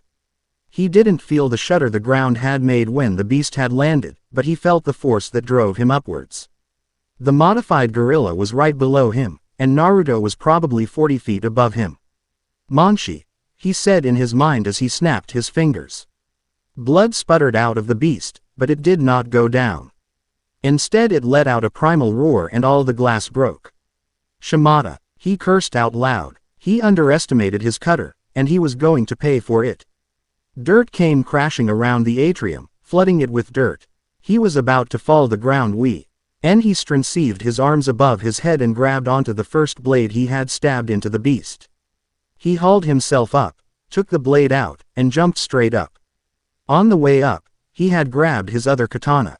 Holding both, he went up. Gravity kicked in and he fell, both blades held behind him and heading straight for the beast. He slashed in front of him and felt the ground beneath his feet. He had sheathed his blades at the same time he saw the beast's head roll into the shade of one of the trees. It changed before him, and in seconds it was the size of a normal gorilla's head. Blood rained around him as the body of the beast collapsed onto itself and hit the ground with an almighty thud. The exit was almost completely blocked, and soon the rest of the atrium would be flooded by the dirt. He ran as fast as he could to the exit, not caring where his bamboo hat was. He had somehow managed to end up on the other side of the atrium, a couple of miles away from the door he had entered. He knew he wouldn't make it if he kept going at his current speed. Kuso, I've got to use it, he said. He stopped and concentrated, looking inside his mind to find the weapon he said that would enable him to make it out of there. He found it, the thin tendril of red that connected his mind to the world around him. He concentrated on that and his destination. Meanwhile, the dirt was falling around him. Then he used it. The QB and possibly everyone in the surrounding area heard it. It was the sound of air being sucked into a place, and then forcibly expelled at high velocities. Damn Kit, you just had to use that, didn't you? The QB thought, digging all of his current tails into ground. The wind had picked up for a mere second, but that second of extreme wind was enough to send people into the air and land them miles away. Just before the explosion of wind, he had seen one of the nearby hills get sucked into itself and then explode outward. I hope he knows what he's doing. Naruto stood against the castle walls, gasping for breath and wincing in pain as he clutched his chest. Haven't had to do that in a while, he thought, suddenly out of breath and feeling sore. He gasped for breath, as his lungs were telling him he had nothing. He had a severe headache and he rubbed his temples. His heart was beating fast, a little too fast for comfort. He remembered the days he could have done that and not have broken a sweat. The Shinigami was right, he thought, I'm getting a little too old for this. He reached into his pocket and pulled out a pack of cigarettes. He slid one out of the pack and held it in his right hand. He reached up to his face with his shaking left hand and pulled down his half mask. He showed that he had some stubble of hair on his face, making him seem a little rugged. He still had his trademark whisker marks on his face. He brought the cigarette to his mouth and put it in. He held it with his shaking hand and held up his other, equally shaking hand. He rubbed his fingers together and a fire appeared on the end of the cigarette. He sighed and sank to the floor, smoking the lifesaver in his mouth. As a special kind of cigarette the Shinigami had told him how to make. All Senmen knew how to make it, though few used it. They knew it was created for a special purpose, a purpose not many of them would use it for. The cigarette was made to calm down the mind and the body after extreme periods of stress. This always meant right after using a god skill. As the Senmen, they were the ones that performed the duties of their gods on earth. From the immortal plane, the gods were not allowed to interfere in the mortal realms because of the old laws that still governed the world. They chose certain people on earth and made them their chosen, to interfere for them. Their jobs ranged from eliminating someone because they were too powerful and were causing too much death, or to eliminate a mortal who tried to gain immortality. Like Orochimaru, to help them in the mortal planes, they taught their Senmen what they could. Naruto was the youngest Senmen ever, and he was also the only one that had been raised as a Senmen from birth. Though he would have to give up his position soon. When he was younger, he could have used the god skills many times over because his mind was more susceptible to his imagination. Now, however, he had to exercise extreme caution or else he would use it too much and kill himself. The god skill he had just done was what the gods used to travel in immortal planes and the like. It took a lot of concentration and was something similar to teleportation. It was faster than anything in the world, and was the strongest piece of god skill he knew. It let the user of it travel from one place to another instantaneously. It was so fast that it let two of you at the same time. When the previous one leaves, it creates a vacuum that has nothing in it. From there, all immediate air is sucked in to fill the space, and then expelled when the vacuum can't contain any more air. He took another drag on his cigarette, then looked up through the window at the sun. He had spent more time than he had thought in that atrium. The sun was now on its way down. Naruto continued on, cigarette still in his mouth, to the door. He wasn't worried about his hat though. It always found its way back to him. Kyuubi, what was that? Arashi had all but shouted at the fox. He was afraid of losing his son again, even though he hadn't met him yet. That was Naruto. He simply said, I meant what was that? Arashi had shouted, not satisfied with the Kyuubi's answer. He said nothing, and continued to watch in silence. I really wonder who this Naruto is. Otusama really seems to care about him. Ryoma thought in his mind. He and the rest of the ninja had stayed back because they had all heard tales of the ferociousness of the Kyuubi and his power. He didn't understand why his father was talking so worriedly to the fox though. He had just stepped through the doorway when he had been attacked. They were the size of bulls and they were attacking him with claws and talons. The sun shone into the cage-like structure. They looked like crows, though these were many times larger and had white feathers. There were around 40 of them and he was in a large cage of some kind. There was a door all the way at the other end, a mile away. He had drawn out his left blade, held it in a reverse grip. He held it in front of him like a dagger, his right hand supporting his left. One of the birds dive-bombed straight at him, and he had jumped up to meet it. He held the blade in front of him and had spun in the air and sliced the bird in half. Both bloody halves fell to the ground. While still in the air, two birds tried to attack Naruto from in front and in back. He unsheathed his right blade and kicked the bird in front of him in the head, flipping himself backwards. He landed standing on the back of the bird that had come from behind him. The bird screeched and flew on. He balanced himself over the bird's neck and stabbed one of his blades straight through the flying animal's skull. It let out a final screech and started falling to the floor. Another two birds tried the same tactic as the other one. Instead of jumping on the back of one, he used He dead bird's corpse as a platform in the air and spun himself off it. His right blade went from under and cut through the bird's skull, while his left blade came from above and cut the other bird through the head also. Both birds fell to the ground and hit with a thud, taking down another bird that had foolishly flown under it. Just like the atrium, this place seems too big to cover it in darkness. Naruto thought as he rolled onto the ground to cushion his fall, then sprang back into the air, blades behind him. He sliced through two birds with a quick horizontal slash from his left blade Oing left and a diagonal slice coming from his right blade going downwards and left. He was caught by surprise when he turned around in the air, however, when another bird had come and charged him with its beak. He had barely enough to time raise his swords in a block before the bird had hit him, driving him upwards along it. The bird kept going upward and Naruto and his blades fell off its beak. He fell through the air underneath the bird.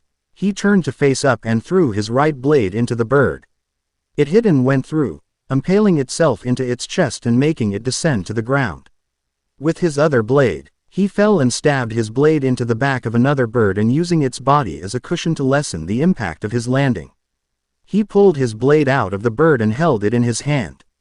The birds now seemed to be wary of him now, having taken out 10 of them in a little less than a minute. I could have gone faster. He ran over his other blade and pulled it out of the bird with a sickening squelch. But I might need to save what I can to kill Orochimaru. His flights through the air had gotten him to the other door, and he sheathed one of his blades and opened it. He ran through and closed it behind him. Otusama, Ryoma said, walking behind his father. He and the Kyuubi had been watching Orochimaru's castle ever since that person named Naruto had gone inside. This seemed to have amplified when they had seen the hill explode. Arashi had said nothing to his son, but Ryoma still continued, "Who is this Naruto? What's so special about him?" The Yondai, Me didn't answer, still keeping his eyes at the castle. Instead it was the Kyuubi who had spoken up. "Gaki, don't ask your father that. He'll tell you everything soon." He looked to the Yondaime and added, "Well, he better." Now he was in an open-air pit. It was circular shaped and the walls of it were black. There were various claw marks around the walls. Hanging off the walls chained to them with shackles, were corpses. Some were just skeletons, while others were corpses wearing clothes. Each one held two things in common. One was that they were chained to the wall. The other was that there were claw and bite marks on them. The bones of the skeletons looked as if they had been clawed on. The corpses had dried blood on them, and had chunks of their bodies missing. They made the whole pit smell horrible, and Naruto was glad that he had his smoke to block out the smell. He heard some growling in a dark side of the pit. Though the sun was setting, most of the pit was covered in sunlight. Due to the angle of the setting sun, 3/4 of the pit was covered in sunlight, while the other 1/4 was shrouded in darkness. He peered through the dark and saw an outline. He recognized it immediately as the tiger he had seen in the portrait in the hallway. It was white, and was stalking toward him growling. It stepped into the sunlight and Naruto was rewarded with an explanation of what the plaque meant and the mutilated beasts he had faced. Its head went out first, morphing itself larger, until its head was half the size of Naruto's body. The tiger's coal-black eyes stared at him from a face that had turned black with white strips running through it. The tiger's fangs grew and now went all the way down to his chin. It kept itself low to the ground as the rest of it came out. The tiger's muscles rippled as it walked forward on its fours. It was truly a monster. Bigger than the Kyuubi, and probably as strong, it bared its teeth and let out a menacing growl. Naruto had to suppress his shudders as it did so. "Ah, so you're the one that tripped the Linus," hissed a voice that came from the shadows. Naruto turned his head to look at the figure as he stepped out of the shadows. He was wearing a robe, and his face was a deadly pale. The black hair around his face fell down all around his head. He had yellow eyes, unusual for a mortal human. This was Orochimaru, the man he had been sent to kill. It doesn't matter, Orochimaru hissed in his raspy.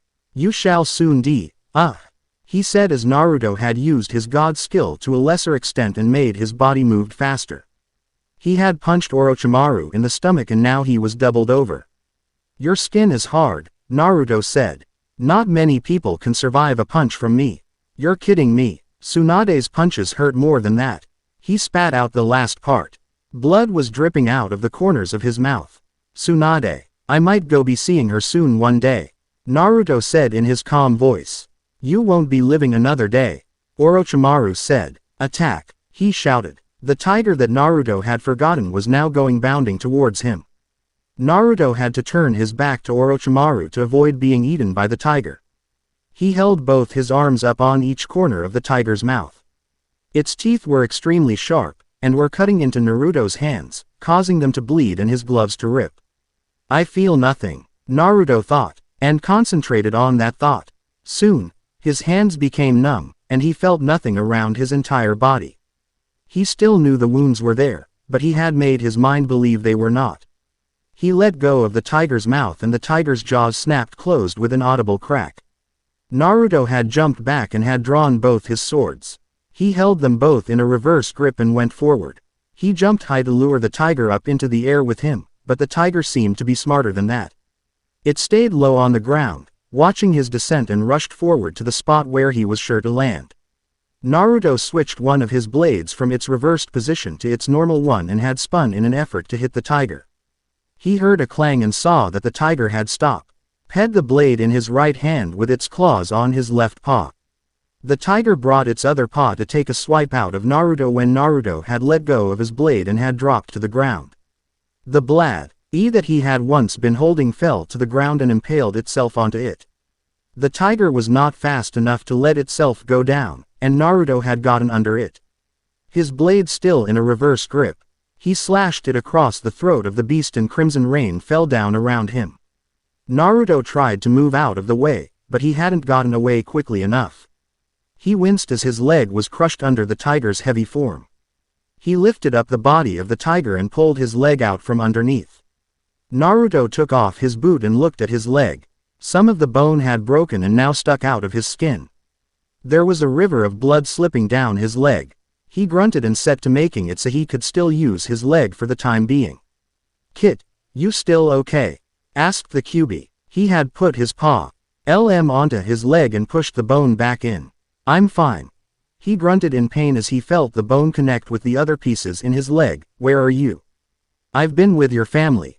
Naruto stopped his work at this. Family? He asked a little confused. The Shinigami and the Kyuubi were the closest things he had to a family. The Shinigami was like his father, a father who had taught him everything he needed to know. He had met the Kyuubi through a series of circumstances that the Shinigami had introduced in his training. Your real family, Kit. Naruto stayed silent and concentrated on healing his leg. He closed his eyes and muttered, You're not broken, he said to his leg, you're still usable and you're fine. He felt his leg go numb then go back to how it had been before it had been crushed. He would have to get someone to actually heal it soon. The illusion he had placed on his mind to tell it that his leg was still usable would expire in the next 2 days or so. He would need to find someone to heal it soon. Kit, the Kyuubi asked for him after a while of him not responding.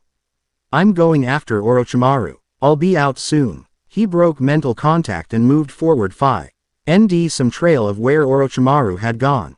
The Kyuubi sighed on the reality. He might not make it on the outside if he doesn't want to talk to anyone but me. What's on your mind, Kyuubi? Arashi had asked. Truth be told, he was getting a little bored waiting for his son to appear. Just a boy who follows but won't listen, the Kyuubi said, saying that he was sighing about Naruto. Naruto had watched as the sun had fully set and the corpse of the tiger transform itself back into its normal form. He let go of the cigarette in his mouth and stomped it out on the floor, watching as it sizzled up and burned to ashes. His family, a mother, a father, and a brother. That was his real family. Though he hadn't shown it on the outside to Kyuubi or the Shinigami himself, they knew he would miss the death god. He had raised him since he was less than a day old. He had taught him almost every skill he knew. He was the reason he was alive in this world. All three of them knew, however, that they wouldn't be able to stay together. The immortal plane was poisoning Naruto's mortality, and was slowly turning him into something that was half a god, and half immortal. All the gods had decided that Naruto could no longer stay one of the Senmen, so they had voted to cast him out. He had stayed almost twice as long as the other Senmen, who normally only stayed as one for 10 years before passing on. Most of the Senmen were chosen old, and they normally couldn't take the stress of nearly working on missions day to day. Naruto himself had been going on missions since he was 3. Minds of all kinds grew faster and matured faster in the immortal plane. He was able to learn at an accelerated pace. His skills had started to wane somewhere around his 15th year of life, which was his 12th year working for the Shinigami. When he was at his prime, he could have taken this fortress out easily. He sighed, shook his head to clear himself of memories of days gone past, and pulled up his mask over his nose. He'd been given this as his last mission, so he would fulfill it as his duty to the Shinigami and the man whom he considered a father. The room was like a library. It was filled with row upon row of books. Ladders were being used by what looked like mutated monkeys to grab books and pull them off shelves. In the middle of the room in front of a big glass window was a desk with a chair. Some scrolls were laid upon the desk, and Orochimaru was sitting there. One of the monkeys squeaked as they saw Naruto standing there with his swords drawn. Orochimaru looked up, a look of annoyance on his face at being disturbed in his work, then a look of anger. "You should be dead," he said, his voice with barely contained anger.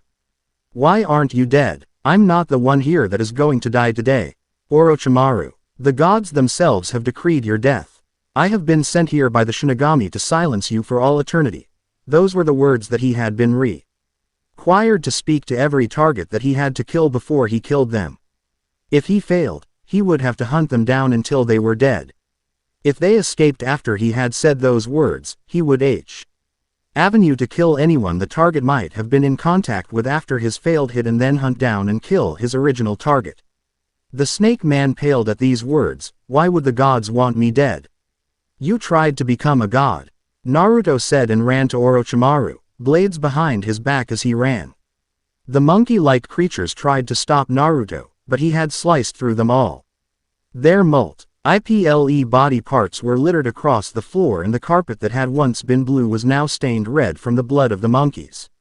While Naruto was dealing with the monkeys, Orochimaru had drawn his sword, Kusanagi.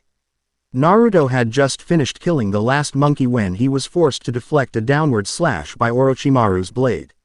He held each of his blades in an X above his head. Orochimaru's blade was held between them as Naruto jumped and kicked out with his foot. Orochimaru stumbled backwards with his sword held in his right hand, and Naruto spun in the air and made his left foot connect with Orochimaru. He was sent flying back into the bookcase and several of the books fell onto his head. Naruto had charged at the prone form of Orochimaru, only to be rendered unable to see as smoke filled his vision. The Kyuubi looked on even more intently as he heard a loud crash coming from the side of the castle facing them. Dust and debris filled the night air as a giant snake burst out of the castle on the hill. A figure right in front of it. "Naruto," whispered the Kyuubi. He watched, looking for any sign that his kid might need help. "Is that him?" Arashi asked, shocked that he was fighting both Manda, the snake boss, and Orochimaru, the snake Sannin. "Yeah, it's him. Now shut up and watch what he can do." The snake had pushed him with its snout, of his fangs digging into his shoulder. He felt his back crack behind him as he flew through pure prick and was thrust into the night sky. His blade had managed to block the other one, but he knew hat poison would soon be entering his bloodstream. He grunted in effort as he pushed himself off the snake and fell to the ground. Both of his swords had fallen out of his hands and landed beside him. As he flipped and landed on his knees on the ground. "There's no poison in my body. My back is fine and I can still move. My reaction time is as good as ever, and I'm all right," he thought in his mind. He felt the paralyzing effects of the poison numb down to non-existent, and no longer felt his back hurting. He grunted and pulled the blades out of the ground beside him. He got up and stared up at Orochimaru, who was standing on top of his snake summon's head. "Why have you called me, Orochimaru?" the snake hissed out. His voice was deeper and sounded very snake-like. "I need your help in killing the man in front of us. He is a threat to us and has the potential to kill us both," answered Orochimaru. The snake summon craned his neck down to see the man his summoner had asked him to help kill. "He does not look worthy. Orok." The large snake got no further. Naruto had attacked while the snake was talking to the snake Tem. He had brought both blades beside him, and was moving through the grass. He had jumped onto the back of the snake, and had started slicing at its scales. They were many, but he had finally gotten to the flesh underneath. He had only gotten 4 slashes in when he heard the snake hiss. He had run up the length of the snake. His goal was Orochimaru. He snake, however, managed to shake him off and fling him into the air. "Consider this as my payment, Orochimaru. Next time, do not summon me for something useless again," Manda said, opening his mouth and getting ready to swallow him whole. Naruto had another plan though. He directed his fall and landed on the large fangs of the snake. Before he jumped off the fang, he cut it off using his blades. His fangs were sharper than his scales, though they contained acid and a paralyzing solution in them. By cutting off the snake's fang, he was exposing his blades to them. The snake hissed loudly in pain, enough for the other shinobi to hear him on their hill. Naruto jumped as the snake closed his mouth in reflex, swallowing his own fang in the process. "Never mind, Orochimaru. This mortal may prove to not be useless soon enough." And the snake surged forward, snapping his mouth open and regrowing his lost fang in the process. Naruto had just landed on the grass when the snake had attacked again, burying itself into the place Naruto had once been. Naruto had jumped out of the snake's way when he had brought his snake-like mouth onto the spot. He used his acid-covered sword to stab the snake summon in the eye. The snake hissed out in pain, and Naruto had no chance to let go of his sword as he was flung into the air with the force of the snake's head rising. He crossed the sight of the moon and his silhouette was shown to those watching on the hill. He had his sword facing down and held back, in a pose ready to impale. He was crouched in the air, both hands on his sword's hilt. "Orochimaru, help me if you want to live," the snake summon hissed out to his summoner. He had never been in pain this intense in a long time. The little bastard had stabbed his sword deep into his right eye, and the acid and paralyzing effects of his fangs were setting it. Being the one who had made the contents of his own fangs, he had a little resistance to it, though not enough to stop its effects. He could probably keep it from fully affecting him in 30 minutes. "Kusakanbu, grass sword dance," called out Orochimaru. Doing his hand seals, he watched as all the sword in the field grew out to be at least 10 feet long. He saw them gain life and move as if a swordsman was controlling them. Naruto had watched from the air as he saw Orochimaru do a jutsu that caused the grass around them to grow larger and then gain a life of their own. This did not deter him though, as gravity pulled him down the earth. The snake had launched itself into the sky, uncoiling itself as it did so. It was trying to attack Naruto in the air. Time seemed to move in slow motion for all who watched. The snake and man met in the air, with the shadow of the moonlight behind them. They could see the silhouetted forms of Orochimaru and his snake, rising up to meet the man, who had his sword held to his side and held back for a thrusting motion. They watched as the snake spat something out at the man, something like acid, for it made a sizzling sound in the air as it moved. Naruto saw the acid coming at his body, and changed his stance from a stabbing form to a slashing form. He faced downward and had his sword held behind him and off to the side, with both hands on the blade. He closed his eyes and felt for his strength. He imagined himself slashing through the acid, and then landing on the snake's head. He felt some acid splash onto his arms and sleeves and felt it burn into his skin as he slashed through it and went through. Everyone gasped in horror, including Orochimaru, as they saw the form of Naruto enter the mouth of Manda. It was dark in the snake's mouth, and it was also very wet. He was covered in what looked like slime, though he couldn't be too sure. He tried climbing up the mouth of the snake, but it was too slippery. "I might have another plan," and he started going down.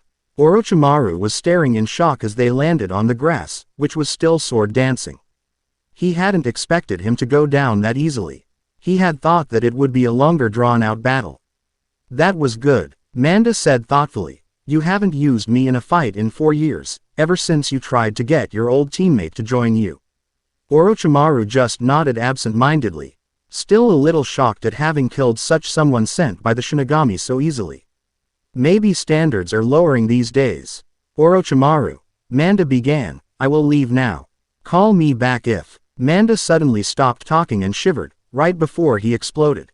Basuto burst, Naruto said while clapping his hands together. It was difficult to clap his hands in the slime, but he had somehow managed. Moonlight suddenly filled his vision as Manda burst open. That wasn't the only thing though. He saw snake guts, blood, and the skeletons of long-dead people. He fell to the ground on his own 2 feet.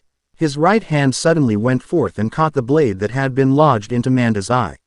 He had felt Manda exploding, and had jumped off him in time.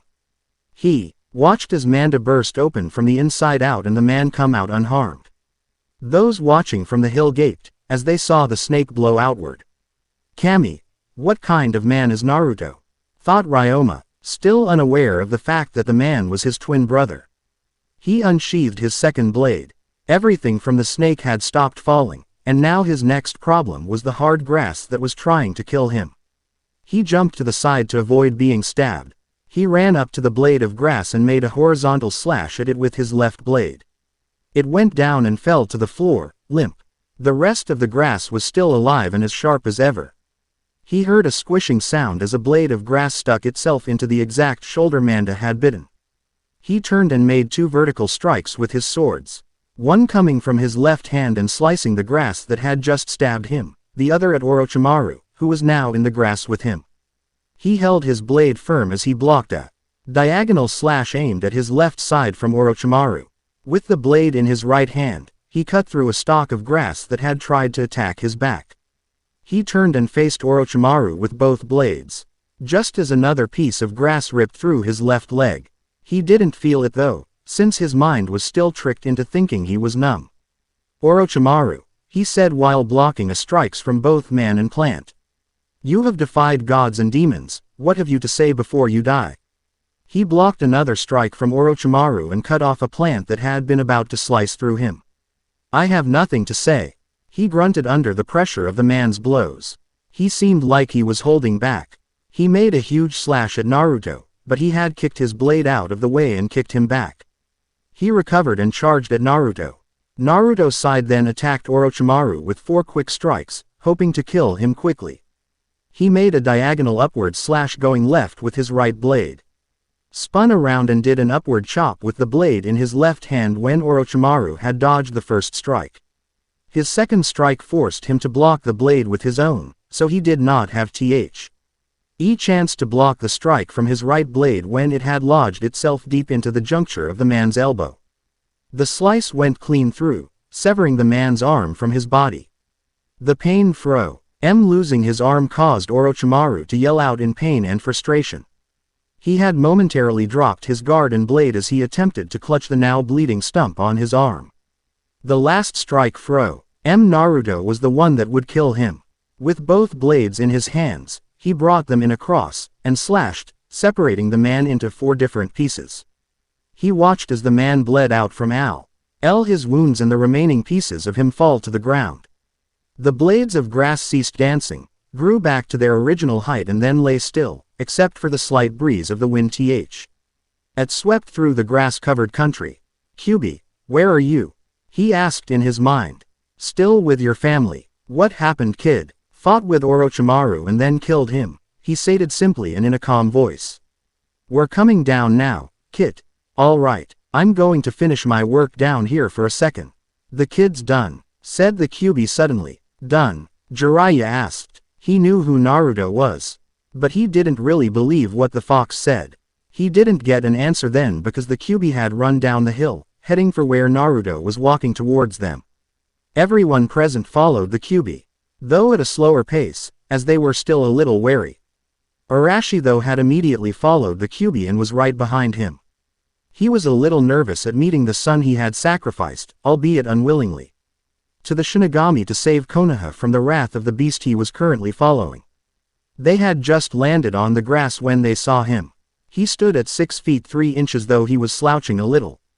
His blonde, almost white hair stood on top of his head, swaying in the breeze with its messiness, though it was long enough to cover his forehead. Past his hair, he could see that the boy's eyes seemed red at a distance. He was wearing a mask like Kahashi's, though it was far thicker around his neck. He was wearing a black trench coat that went down to his shins, with the top of his trench coat zipped up. The bottom was left open and was waving around in the breeze. He was wearing navy blue pants, and had boots stopping them from falling past his shoes. He had his right hand held in his pocket. With his left hand held out, he pulled it up and snapped. A huge explosion rocked the area and he walked forward. Well, he has the Uzumaki style to him, Arashi thought, a little happy at seeing his son do that. He had kept walking forward, the explosion and fire in the background. Wind swept through the grass and made his clothes flutter about. A bamboo hat came out of the air and Naruto caught it as it came by while he was still walking. He put it on his head and held onto it, as the wind from the explosion rocked the surrounding area.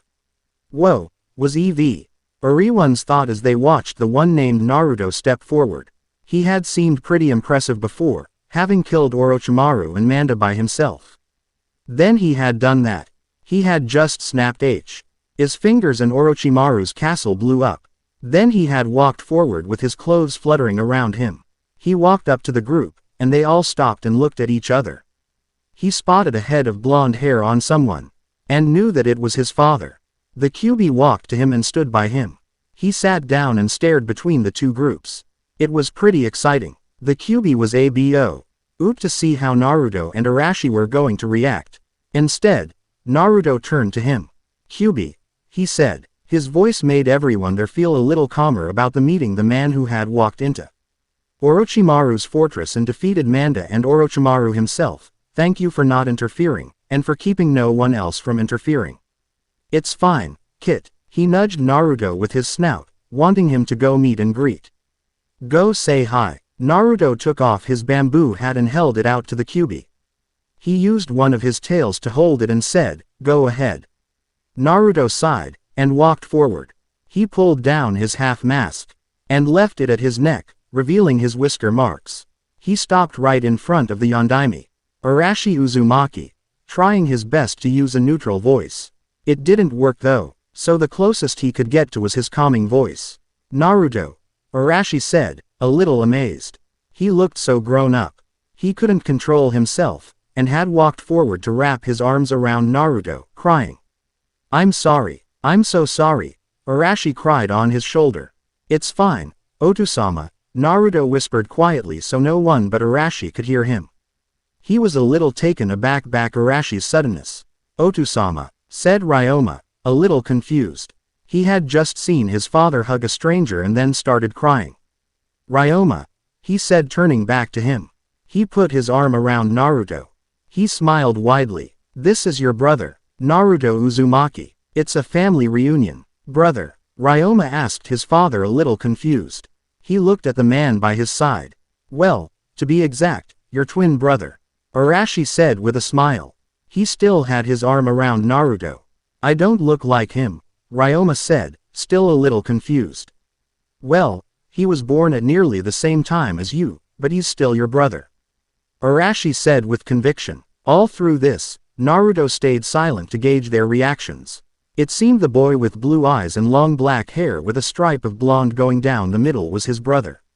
What's more, he didn't seem to know it or believe it. Did you know, Kyuubi? Asked Naruto in his mind. Yeah, I knew from the moment your father and I met today. Your brother asked who you were. This just makes it easier to leave. The Kyuubi walked up behind them, to end up behind Naruto. Kit, don't forget what he said. The Kyuubi's voice startled Arashi and his son. Hi, Naruto said simply. He had forgotten what the Shinigami had told him for a moment. Guess I'm going to have to stay here from now on. How can he be my brother? Asked Ryoma. He and Arashi were now discussing how Naruto could be his brother. Arashi had let go of Naruto's shoulder and was now speaking in pleading tones to Ryoma. He's your brother. Holding onto Ryoma's shoulders and looking straight into his eyes. He can't be my brother, he said, pointing one of his fingers past Arashi at Naruto. "I've never even heard of him." "Well, that's because, how could he say that he had never told anyone about Naruto?" "You never told anyone about me." Naruto finished for him. He was able to tell by Ryoma's reaction, and the way the others were looking, that they knew nothing about him. "You tried to pretend I never existed." Arashi looked up at his eldest son's face. He looked calm, and his eyes gave away nothing. "I'm sorry. Your mother and I thought." "You have nothing to be sorry for," Naruto said, trying to make his voice seem a little firm. "You did what you had to do. I don't know how you can forgive me so easily," muttered Arashi. He was looking at his son with a newfound sense of pride and respect. "There was never anything to forgive you for," Naruto said with a tone of finality. "You did nothing wrong in trying to sacrifice your life and mine to seal away the Kyuubi. You did what needed to be done, and then learned that you should never try and deal with a god." Arashi walked up to Naruto and gave him another hug. "Woo-hoo, it's hugs all over." Jiraiya spoke up. "Gaki, how do you know if this man was really Naruto?"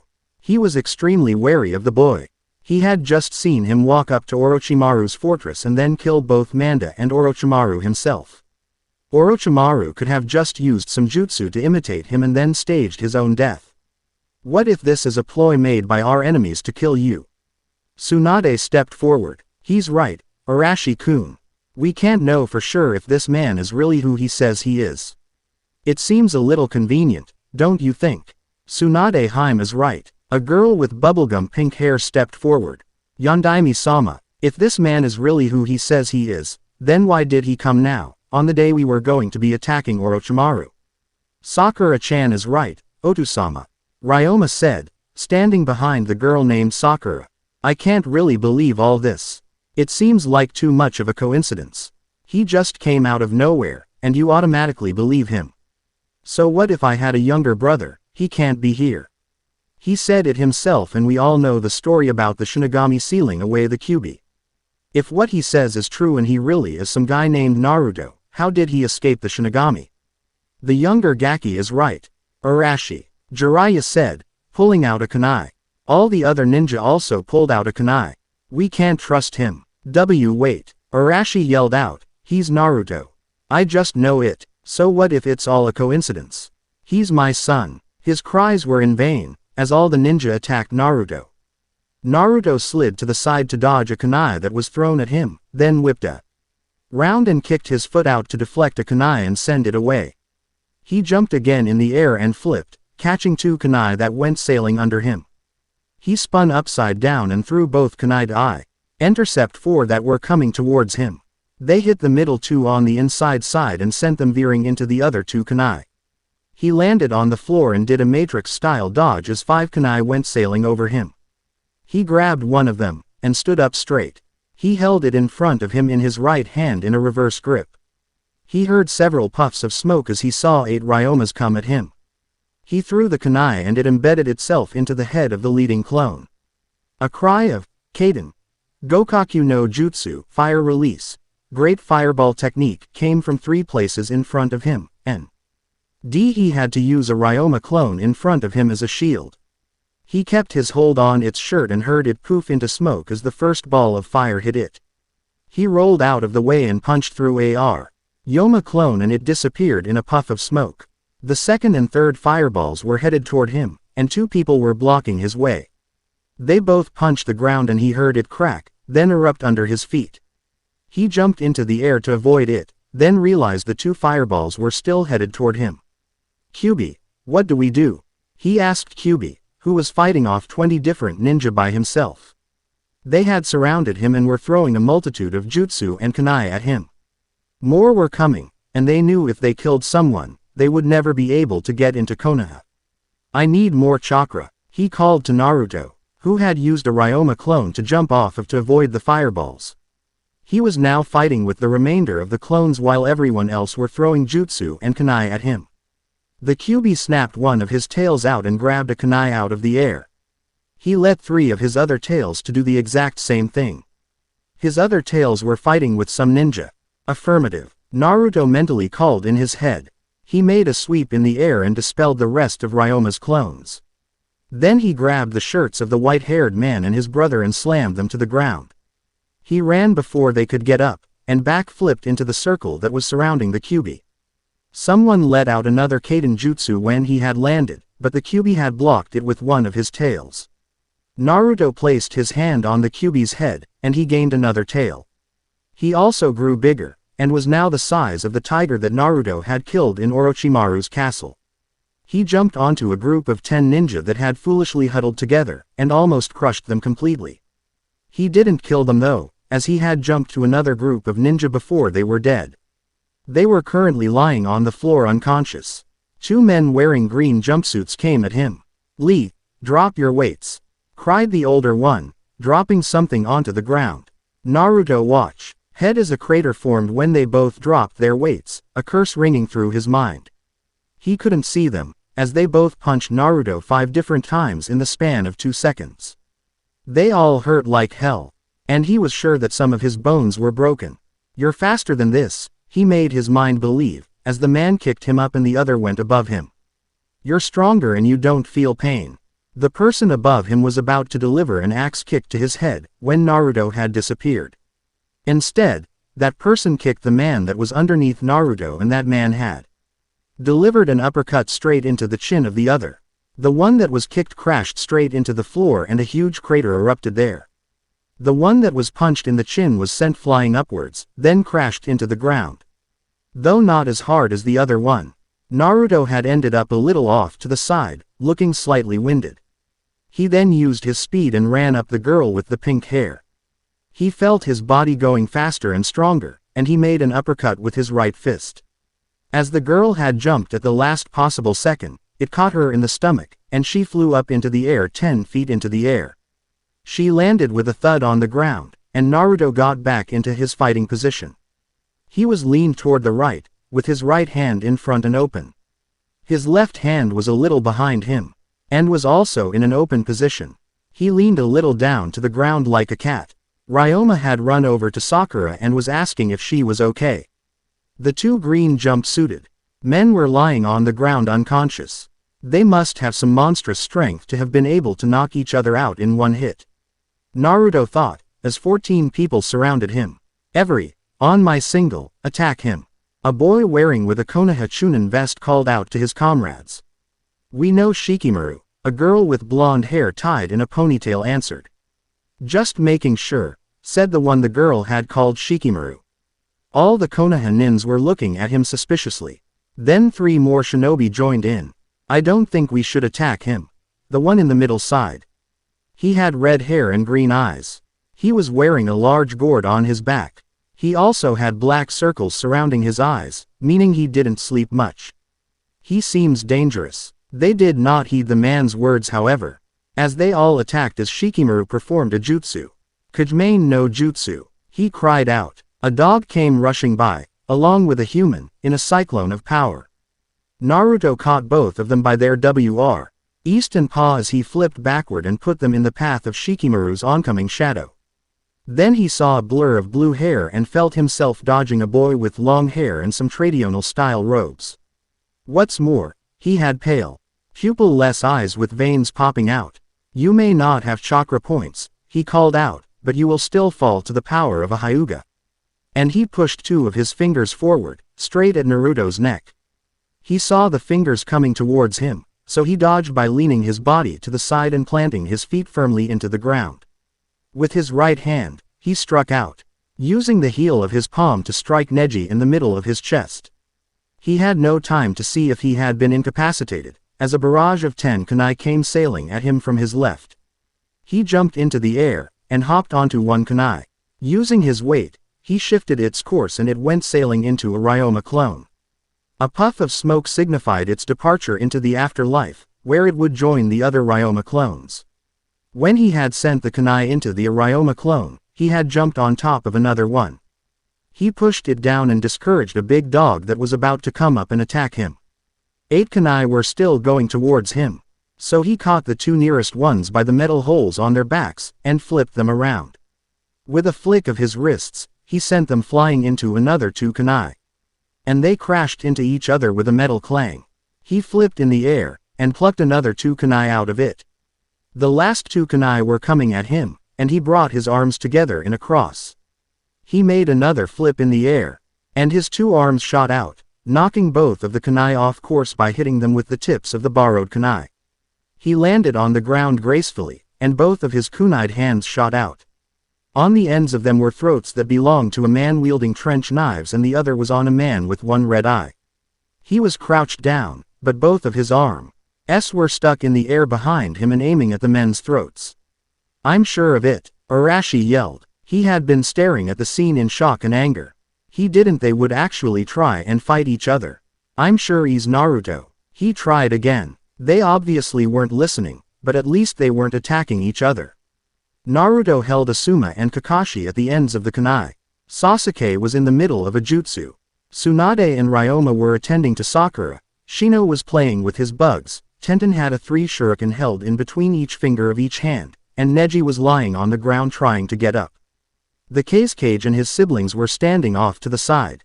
"Good, now we're all calm," Arashi started, but was suddenly interrupted, when a blur of blue hair and white eyes came crashing down and landing next Naruto. He quickly dropped both kunai in his hands, and they landed into the earth. The blue-haired girl in front of him made with a quick strike to his stomach with 2 fingers, just like the other. But he had managed to catch both fingers and bend them backwards. She let out a small yelp in pain, and Naruto kept hold of her fingers. He went behind her and her fingers up to her body. "Let go of her," a boy with spiky hair and red markings across his face yelled to him. Beside him was a big white dog, who barked in agreement.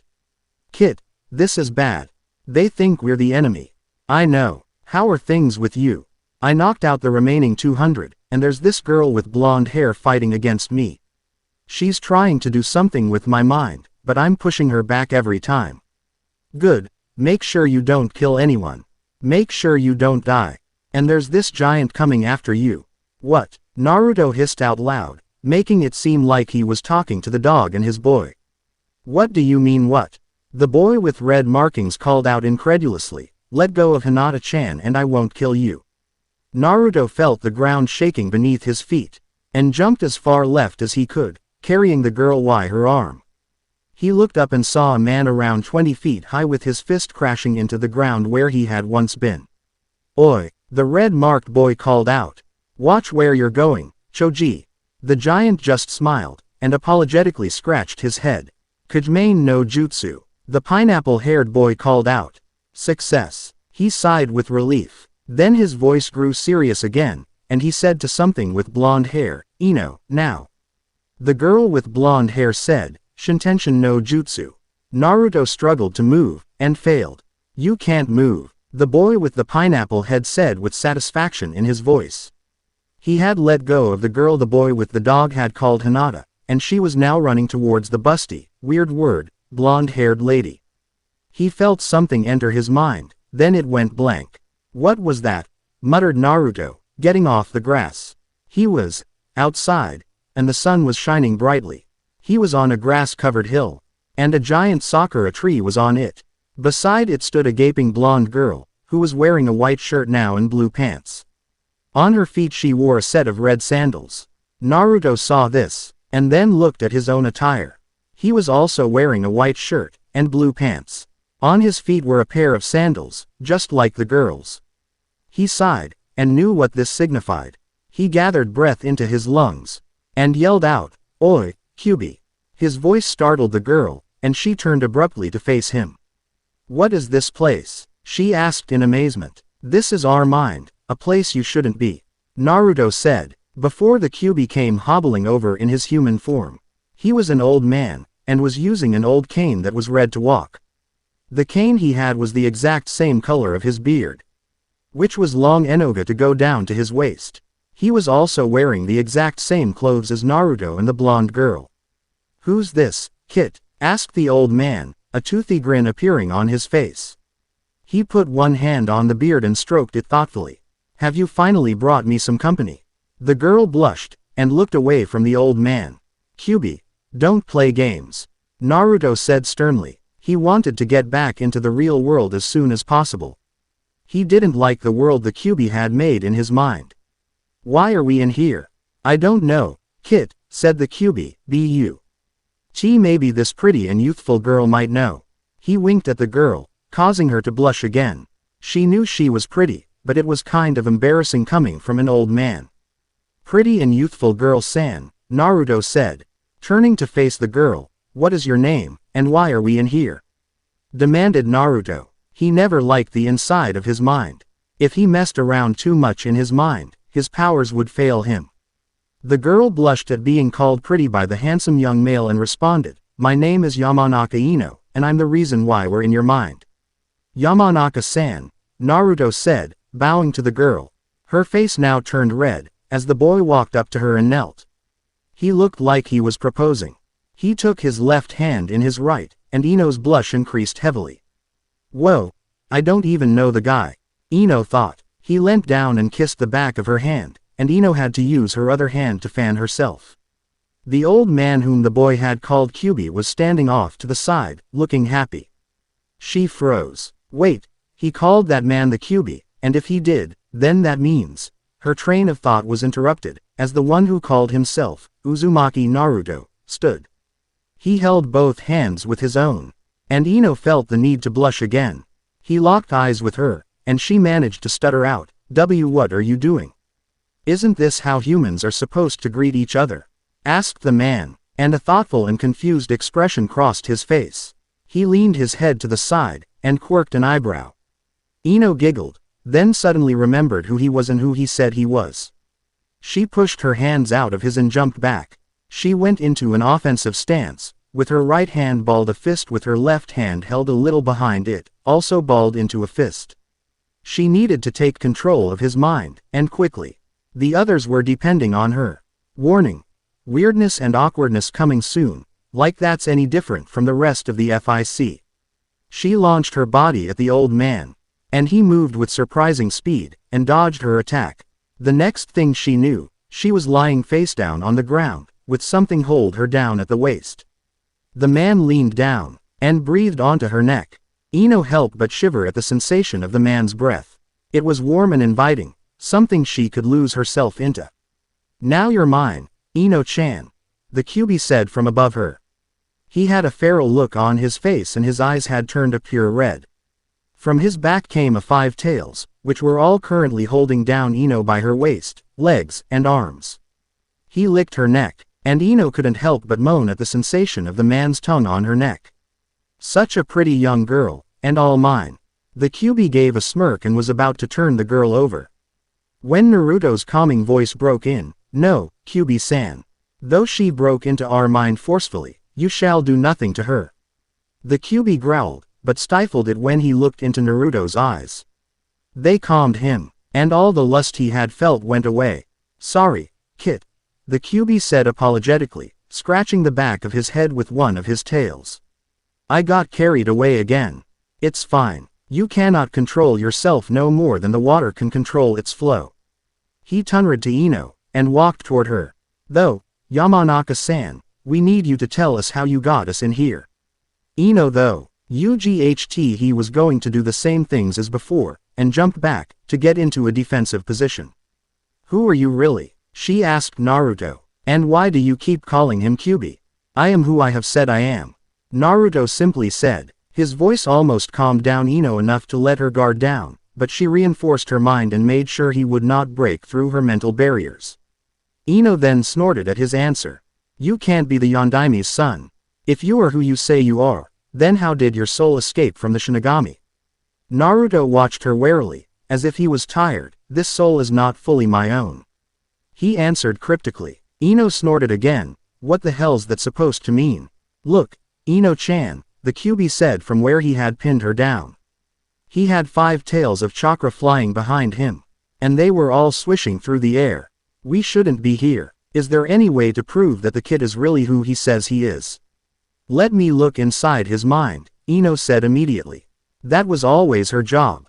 To look inside someone's mind to determine if they were a threat or not. "No," the Kyuubi and Naruto said at the same time. "Then I'll have to force my way there," Ino said.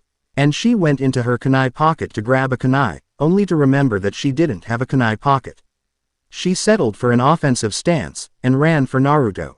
Naruto sighed, and got into a fighting position. His left hand behind his back, and his body turned to the right with the right hand facing forward. He left it open as a palm, and Ino struck. She made a kick to his head with her right foot, but he caught it with his right hand and flung her down. She hit the ground, then somersaulted back up. She forward to Naruto again. She made a punch with her left hand going for Naruto's head. He put his arm on the inside of her offensive, and grabbed her arm. He pulled it away, and she went slamming into his chest. Then he twirled her around, so that she was facing away from him. I have no idea how you got us in here, but I must ask you to please stop attacking us. He whispered into her ear. His voice succeeded in calming her, and she relaxed. Arigato. He let go of her, and she pivoted on her foot to face him. Now, who are you really? This time, it was the Kyuubi who had sighed. He's Uzumaki Naruto, eldest son of the Yondaime Hokage Uzumaki Arashi and Uchiha Haruhi. Don't lie to me, Ino said venomously. I'm getting tired of you saying the same stuff over and over. Tell me the truth, right now, or I'll mess up your mind so bad, you won't remember your real name. Naruto and the Kyuubi sighed. While Naruto thought, I hope all women aren't this stubborn. I'm waiting, the blonde-haired girl said, her arms crossed. Please, Yamanaka-san, take us out of my mind and into reality. Naruto asked her, when we get out of here and your comrades stop attacking us, we will be able to explain everything. Naruto woke to a world of shadows around him and kunai pointed at him. You can't, said an angry voice to his left. He shook his head, to clear his mind, and saw his father arguing with the white-haired man. He's my son. No Gaki. The white-haired man said with equally as much force, he's not your son. You just want him to be. He is the enemy. Naruto got up suddenly, only to receive the pointy end of a kunai. No one did anything, as they saw the kunai impale itself into his shoulder. He sighed, and lifted his right arm up to take the kunai out of him. This did well in toning down the atmosphere, as he plucked the kunai out of him. He saw the girl from his mind. Ino, stand up and walk over to him. No one said anything, as they watched each other. Well, said Ino, breaking the silence. Explain. Yamanaka-san, Naruto said, looking up to her. Arashi suddenly came over, and helped him up. Are you okay? Are you hurt? Arashi asked hurriedly. He checked him all over, and stopped when his bamboo hat came flying out of the air and landing atop Naruto's head. There's one way I can prove who I am, said Naruto, pulling his mask over his mouth and nose. He turned to his father. When you sealed the Kyuubi, you put a seal in me, correct? His voice did not calm anyone, and only served to enervate them more. Arashi nodded to his question, then caught his drift. He bent down to the ground, and grabbed one of his three-pronged kunai. He drew a seal pattern in the dirt, then stood up. If you really are my son, which I'm positive you are, he glared at the surrounding shinobi. Then you will have this seal on your navel. Naruto nodded, then lifted up his shirt. From all his previous injuries, there was blood all over his stomach, but he just wiped it away to reveal the exact same seal that Arashi had drawn in the dirt. Arashi went over and hugged him, but everyone else seemed unconvinced. Arashi-kun, Tsunade said. She was done treating her student, and she was watching him wearily, supported by Ryoma, who was giving Naruto a death stare. This might still be an imposter. He could have just drawn the seal on him to make you think he's your son. Arashi growled angrily, then turned to face the rest of the shinobi. How can you all think that? The proof is right here, he said, pointing to Naruto's navel. All the girls blushed slightly at seeing him. You're all immature bastards who should all go jump into a pit and die. They all have the right idea, Otusama, Naruto said quietly, pulling his shirt down. Arashi looked at him a little shocked, and held his three-pronged kunai tighter.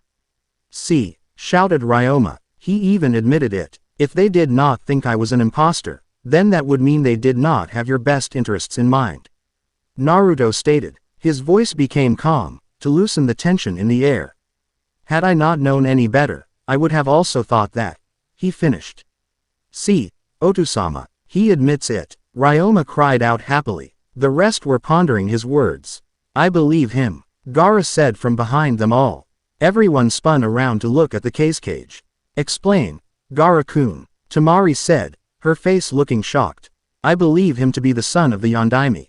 He said, looking out at all of them, then resting his eyes on Naruto. But the rest of you do not. I know one way to prove this once and for all. He locked eyes with Naruto, and he saw them turn to red. He shivered subconsciously, and went on to finish, some of you have fought against the Kyuubi, this I know. You should all remember his chakra. The senior shinobi nodded, and Gaara turned to Arashi. The seal you created to seal the Kyuubi within a host, to make him a Jinchuriki, what was its purpose? To contain the nine-tailed fox and slowly combine his chakra with Naruto's. Arashi said with a moment's pause. Then, Naruto, he turned and walked to Naruto. Naruto was a little taller than him, but not by much. Use the Kyuubi's chakra. After many apologizes, by everyone present, they had started on their walk back to Konoha in silence. The sun was slowly rising, and the grass-covered plains were waving back and forth. So, Naruto, Tsunade said to the boy awkwardly, I'm Tsunade, one of the Sannin. Do you remember me? She asked, trying to start a conversation. She chuckled, a little. How would he be able to remember her when he was only a baby? After last night, it had been decided that Naruto would accompany them to Konoha, where he would meet his mother. No, I don't, he said bluntly. Suon chuckled a little, and continued to walk by him, a little nervously. Orochimaru mentioned you though, while we were fighting. Tsunade's face grew darker. It seemed she had forgotten that the man walking beside her could be considered extremely dangerous. What did that snake Tem say about me? Her eyes glinted dangerously, as she remembered the false promise he had made to her in exchange for bringing back her loved ones. He said your punches hurt harder than mine. That means a lot to me, since I've always been considered strong. He said simply, not knowing many of the shinobi were staring at him with something akin to shock on their faces. Tsunade just chuckled. It seemed the boy was weaker than her, despite having taken down Orochimaru. You have my eternal gratitude, Gaki. Jiraiya said walking up behind him. I've always wanted to punch that snake. By the way, he said. I am the Toad Sannin, Jiraiya. Naruto froze, then looked at him. Inside Naruto's mind, the Kyuubi was giving off whoops of joy. You're Jiraiya. Jiraiya also stopped, and stared at him. You've heard of me before. You're going to be a lucky man when you die, Jiraiya-sama. Jiraiya quirked an eyebrow at this. The boy had just added a sama at the end of his name. Jiraiya-sama, Tsunade asked, confused. You don't need to be calling me Jiraiya-sama, Tsunade Haim. Jiraiya the Great One will do well. Tsunade growled in anger, then threw a punch at Jiraiya. Jiraiya had enough time to get into position, and ducked down and covered his face with his arms. The punch that Tsunade had thrown was missed when Naruto had taken Jiraiya and had carried him far from where Tsunade was. The rest of the shinobi were looking at them in amusement, though still wary of Naruto. I can't allow you to harm Jiraiya-sama, Tsunade Haim. Naruto said. In his arms was Jiraiya, who was looking at his savior. The Kyuubi suddenly appeared beside him, and growled at Tsunade. Don't touch Jiraiya-sama, he snarled at the woman. Arashi took this moment to intervene. What's going on here? He demanded. We are sworn to protect Jiraiya-sama by. He paused and asked the Kyuubi in his mind mentally, are we allowed to tell them? We can't, Kit, the Kyuubi said out loud. We're not allowed to tell anyone. Hi. And he continued with what he had been saying. We were told to protect Jiraiya-sama at all costs by our superiors. But why? Tsunade whined. He knew that this meant she would never be able to hit the white-haired pervert ever again. It is our sworn duty. The Kyuubi said, pride in his voice. Naruto put Jiraiya on the ground, and he had a smug look on his face. Thank you, Naruto-san, he said, and bowed to Naruto, for saving me from the wrath of Tsunade. It is our duty. However, Naruto looked at Jiraiya with pity in his eyes. We must also act upon something else one of our superiors told us. With surprising speed, he ran up right in front of Jiraiya. Gomen, Jiraiya-sama. And Jiraiya was sent flying into the air at unimaginable speeds.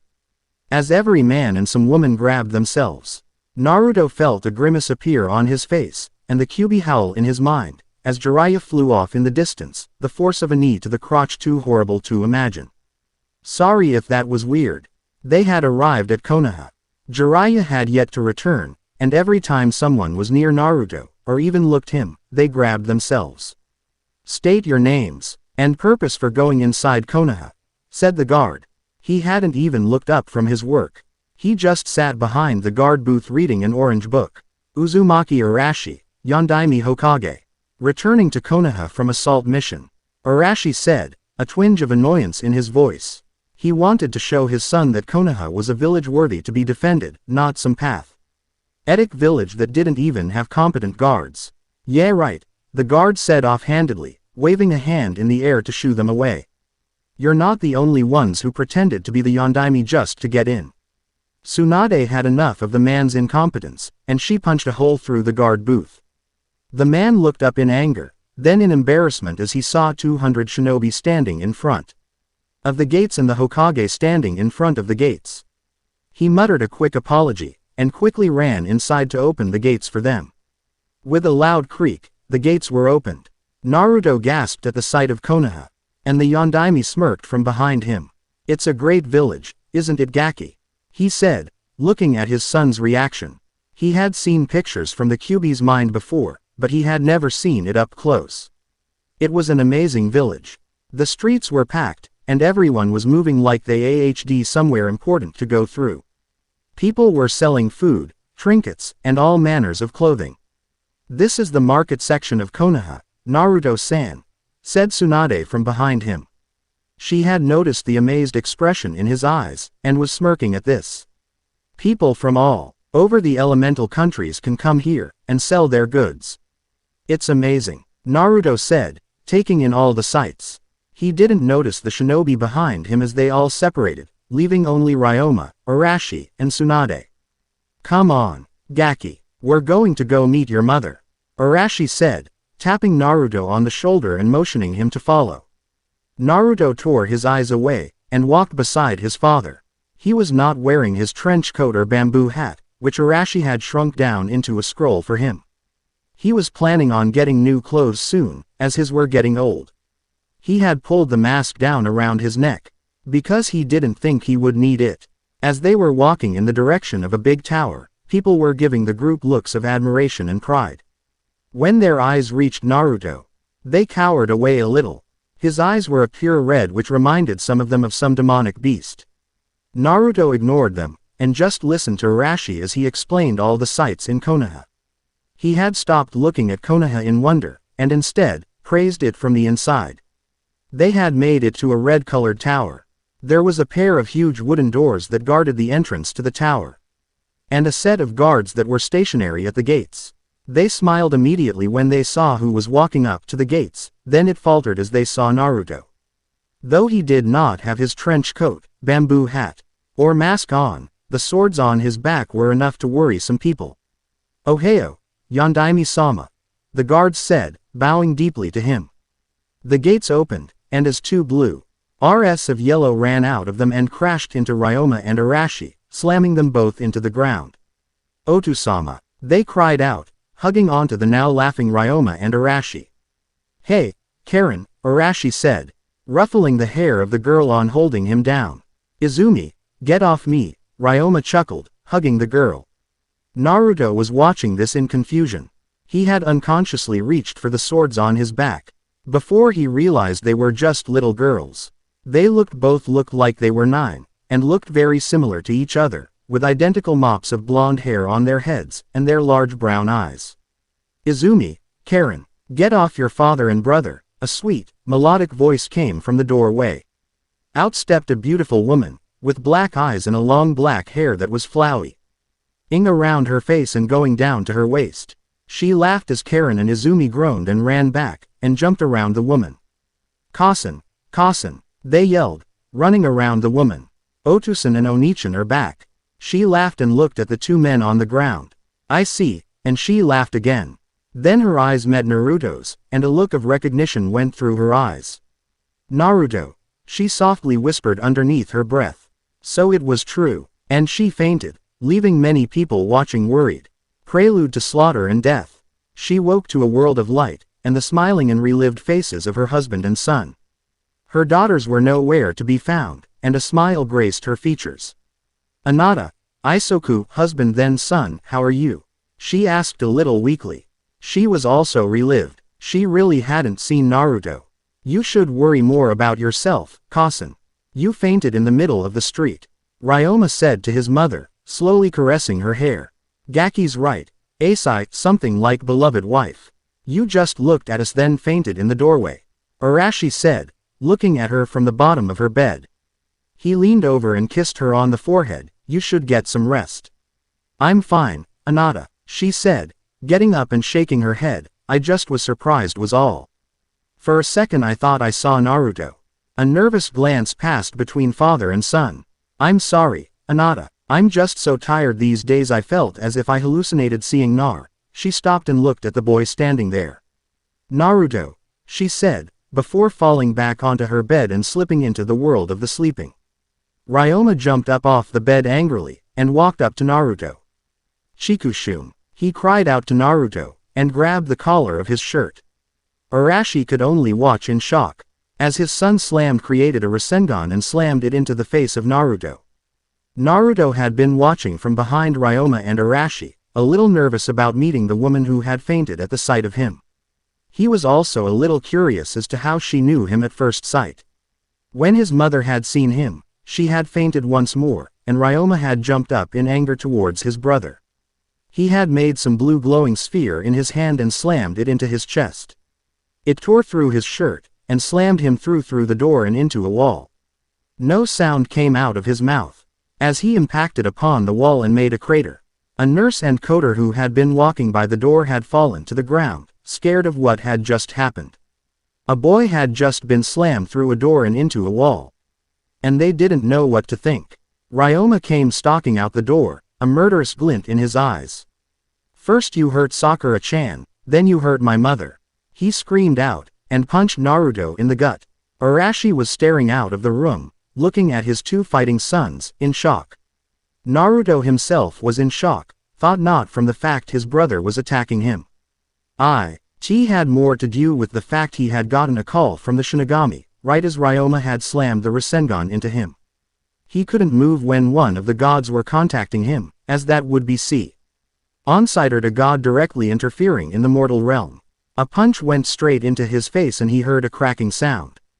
"Naruto," the Shinigami said, as Ryoma picked Naruto up, "did you kill Orochimaru?" "Hi, Shinigami-sama," Naruto thought to the death god in his mind as Ryoma threw him out the window. "I feel no pain," Naruto thought. He fell 3 stories and was impaled upon a pole. His brother and father looked out the window he had just fallen from in shock. "What was that, Naruto?" asked the Shinigami. He seemed in a hurry. "It was nothing, Shinigami-sama," he thought, watching his blood drip down the pole. "I am fine." "Then good," the Shinigami said, suddenly worried. "Naruto, do you confirm the death of Orochimaru?" Now Naruto was puzzled. The Shinigami never asked the same thing twice. "Hi, Shinigami-sama, is something wrong?" "He's not dead," the Shinigami said, dread in his voice. "Kami says he can feel him still and he is nowhere in Makai. I cut him in half with those blades." "Shinigami-sama," Naruto thought, as his vision started fading. He would have to get off this pole soon, or he would possibly die. Even his mind could not stop the blood that he was losing. Not even you could survive that. "Well, Kit, he's not dead, and he's not in Makai. You know what you must do," Shinigami said. "Hi, Shinigami-sama," Naruto thought, his voice calm. "I will be along shortly." And the mental link from the immortal planes by the Shinigami to Naruto was cut. "You fool," Arashi shouted at his son, who was looking down at the ground in shame. "Do you realize what you just did?" But he trailed off, looking at his mother. She was lying peacefully asleep with her head on her pillow and a smile on her face. For the past couple of months, his mother's health had been steadily declining for some unknown reason not even Tsunade could figure out. Haruhi had been waking up, almost every night, screaming and in a cold sweat. Everyone had thought that the stress was getting to her, but that was soon found out to be false when they were still there after giving her a 3-week vacation. After one episode one night, she had gotten something like a heart attack. and Tsunade was able to save her. Ever since then, her health had been improving little by little. That was, until Naruto came. For some reason, seeing him made Haruhi L's it all and she had fallen unconscious. This had made Ryoma release all the pent-up anger he held for him. Even though Sakura had said it was okay, he still hadn't forgiven him, and then the 2T's with his mother had been enough for him to lose it. "Look at me when I'm talking to you," Arashi said, slapping Ryoma across the face. The slap was not meant to hurt. It was meant to harm his pride. As a whole group of people had come out of their rooms to see what was the matter. Among them was Sakura. Ryoma's head snapped up, and he looked at his father's flushed and angry face. "Do you understand what you just did?" Arashi said, slapping his son once more across the face. "You just attacked your own brother, and possibly could have killed him." The people watching opened their mouths in shock. Ryoma looked over to Sakura, and her face was turned away from him. Ryoma also turned his head, and was about to look down in shame, before Arashi hit him. This time, it was not a slap, and the force of Arashi's punch sent Ryoma flying through a wall. A blonde-haired woman stepped through the door and shouted at Arashi, "Why the hell are you sending your child through my wall?" "My child," Arashi spat out, "has just attacked his own brother with no solid reason.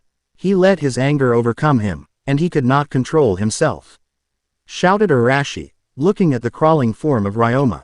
"He does not deserve to be called my child." Ryoma looked up at his father, hurt apparent in his eyes.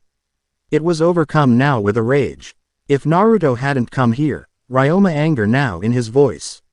Tears of anger were streaming down his face and his face itself was bleeding from the blows made by Arashi, and made Kasen faint. "Then I wouldn't have lost my temper," Ryoma shouted at his father. Arashi was about to respond by throwing a punch at his youngest son, when a voice stopped him cold. "No," Naruto said, climbing out the hole in the side of the hospital. He had good reason. Arashi looked over to his son. Gone was the calm look around him, and gone were the blue eyes so like his own. They were glowing black, and his body was tensed, as if ready to spring at any moment. His voice was cold, and no longer held the calm in it. Instead, it was filled with the sounds of battle and death. His shirt was ripped, and a hole in his chest was visible. Blood was all around him, and he was breathing heavily. "Arashi!" A voice called from behind Arashi and the crowd of people. They automatically made way for a tall man, with gray skin and white hair. Though the Yondaime had only seen him once before, he recognized him. "SS Shinigami-sama," Arashi said in surprise, and fell to his knees and bowed immediately. Unlike last time, the death god held a very serious look on his face. One that could be mirrored on Naruto's. All the others watching fell to their knees, and had considerably paled being in the presence of death himself. "Shinigami-sama," Naruto said in a greeting to the death god. He pulled out the scroll that Arashi had sealed his trench coat and bamboo hat into. He unrolled it, and bit his thumb, as Arashi had instructed.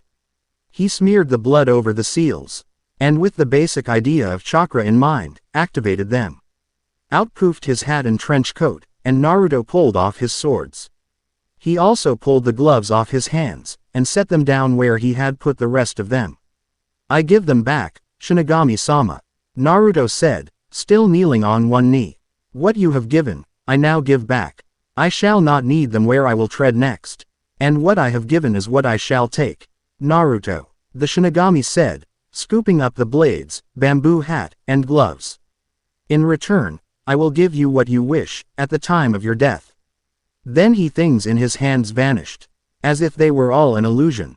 "Rise, Naruto." Naruto rose, the look on his face still present. "You know your duty, Naruto," the Shinigami said, somewhat sadly. He wanted the boy to live, but there was little chance he would. Naruto nodded, then turned to face his father. "Arashi, you must keep all your people and ninja present here. You must not let them have contact outside this country. Tell this also to your allies, and make sure they acknowledge this." Arashi nodded blankly, not knowing what his son had in mind. "Naruto, what are you going? Do not question. Follow them," Naruto said, looking straight at Arashi. His pure black eyes were staring deep into him, as if judging if he was going to die or not. "Do not follow me," and do not attempt to find out what will happen. What will pass shall pass. Then Shinigami stared at him, and he nodded. The Shinigami nodded in response and walked over past Naruto into the hole staring into the night sky. He jumped out, and was engulfed in the darkness. Naruto stood there for a moment, before calling out the Kyuubi. "What is it, Kit?" The fox mumbled, curled into a ball on the floor. Apparently he had been sleeping. "We didn't finish it," Naruto stated simply, and the fox's head shot straight up. His eyes glowed black, and the same serious look that had been on the death gods and Naruto's faces was now on his. Without a word, the Kyuubi had grown 7 tails and Naruto had hopped onto his back.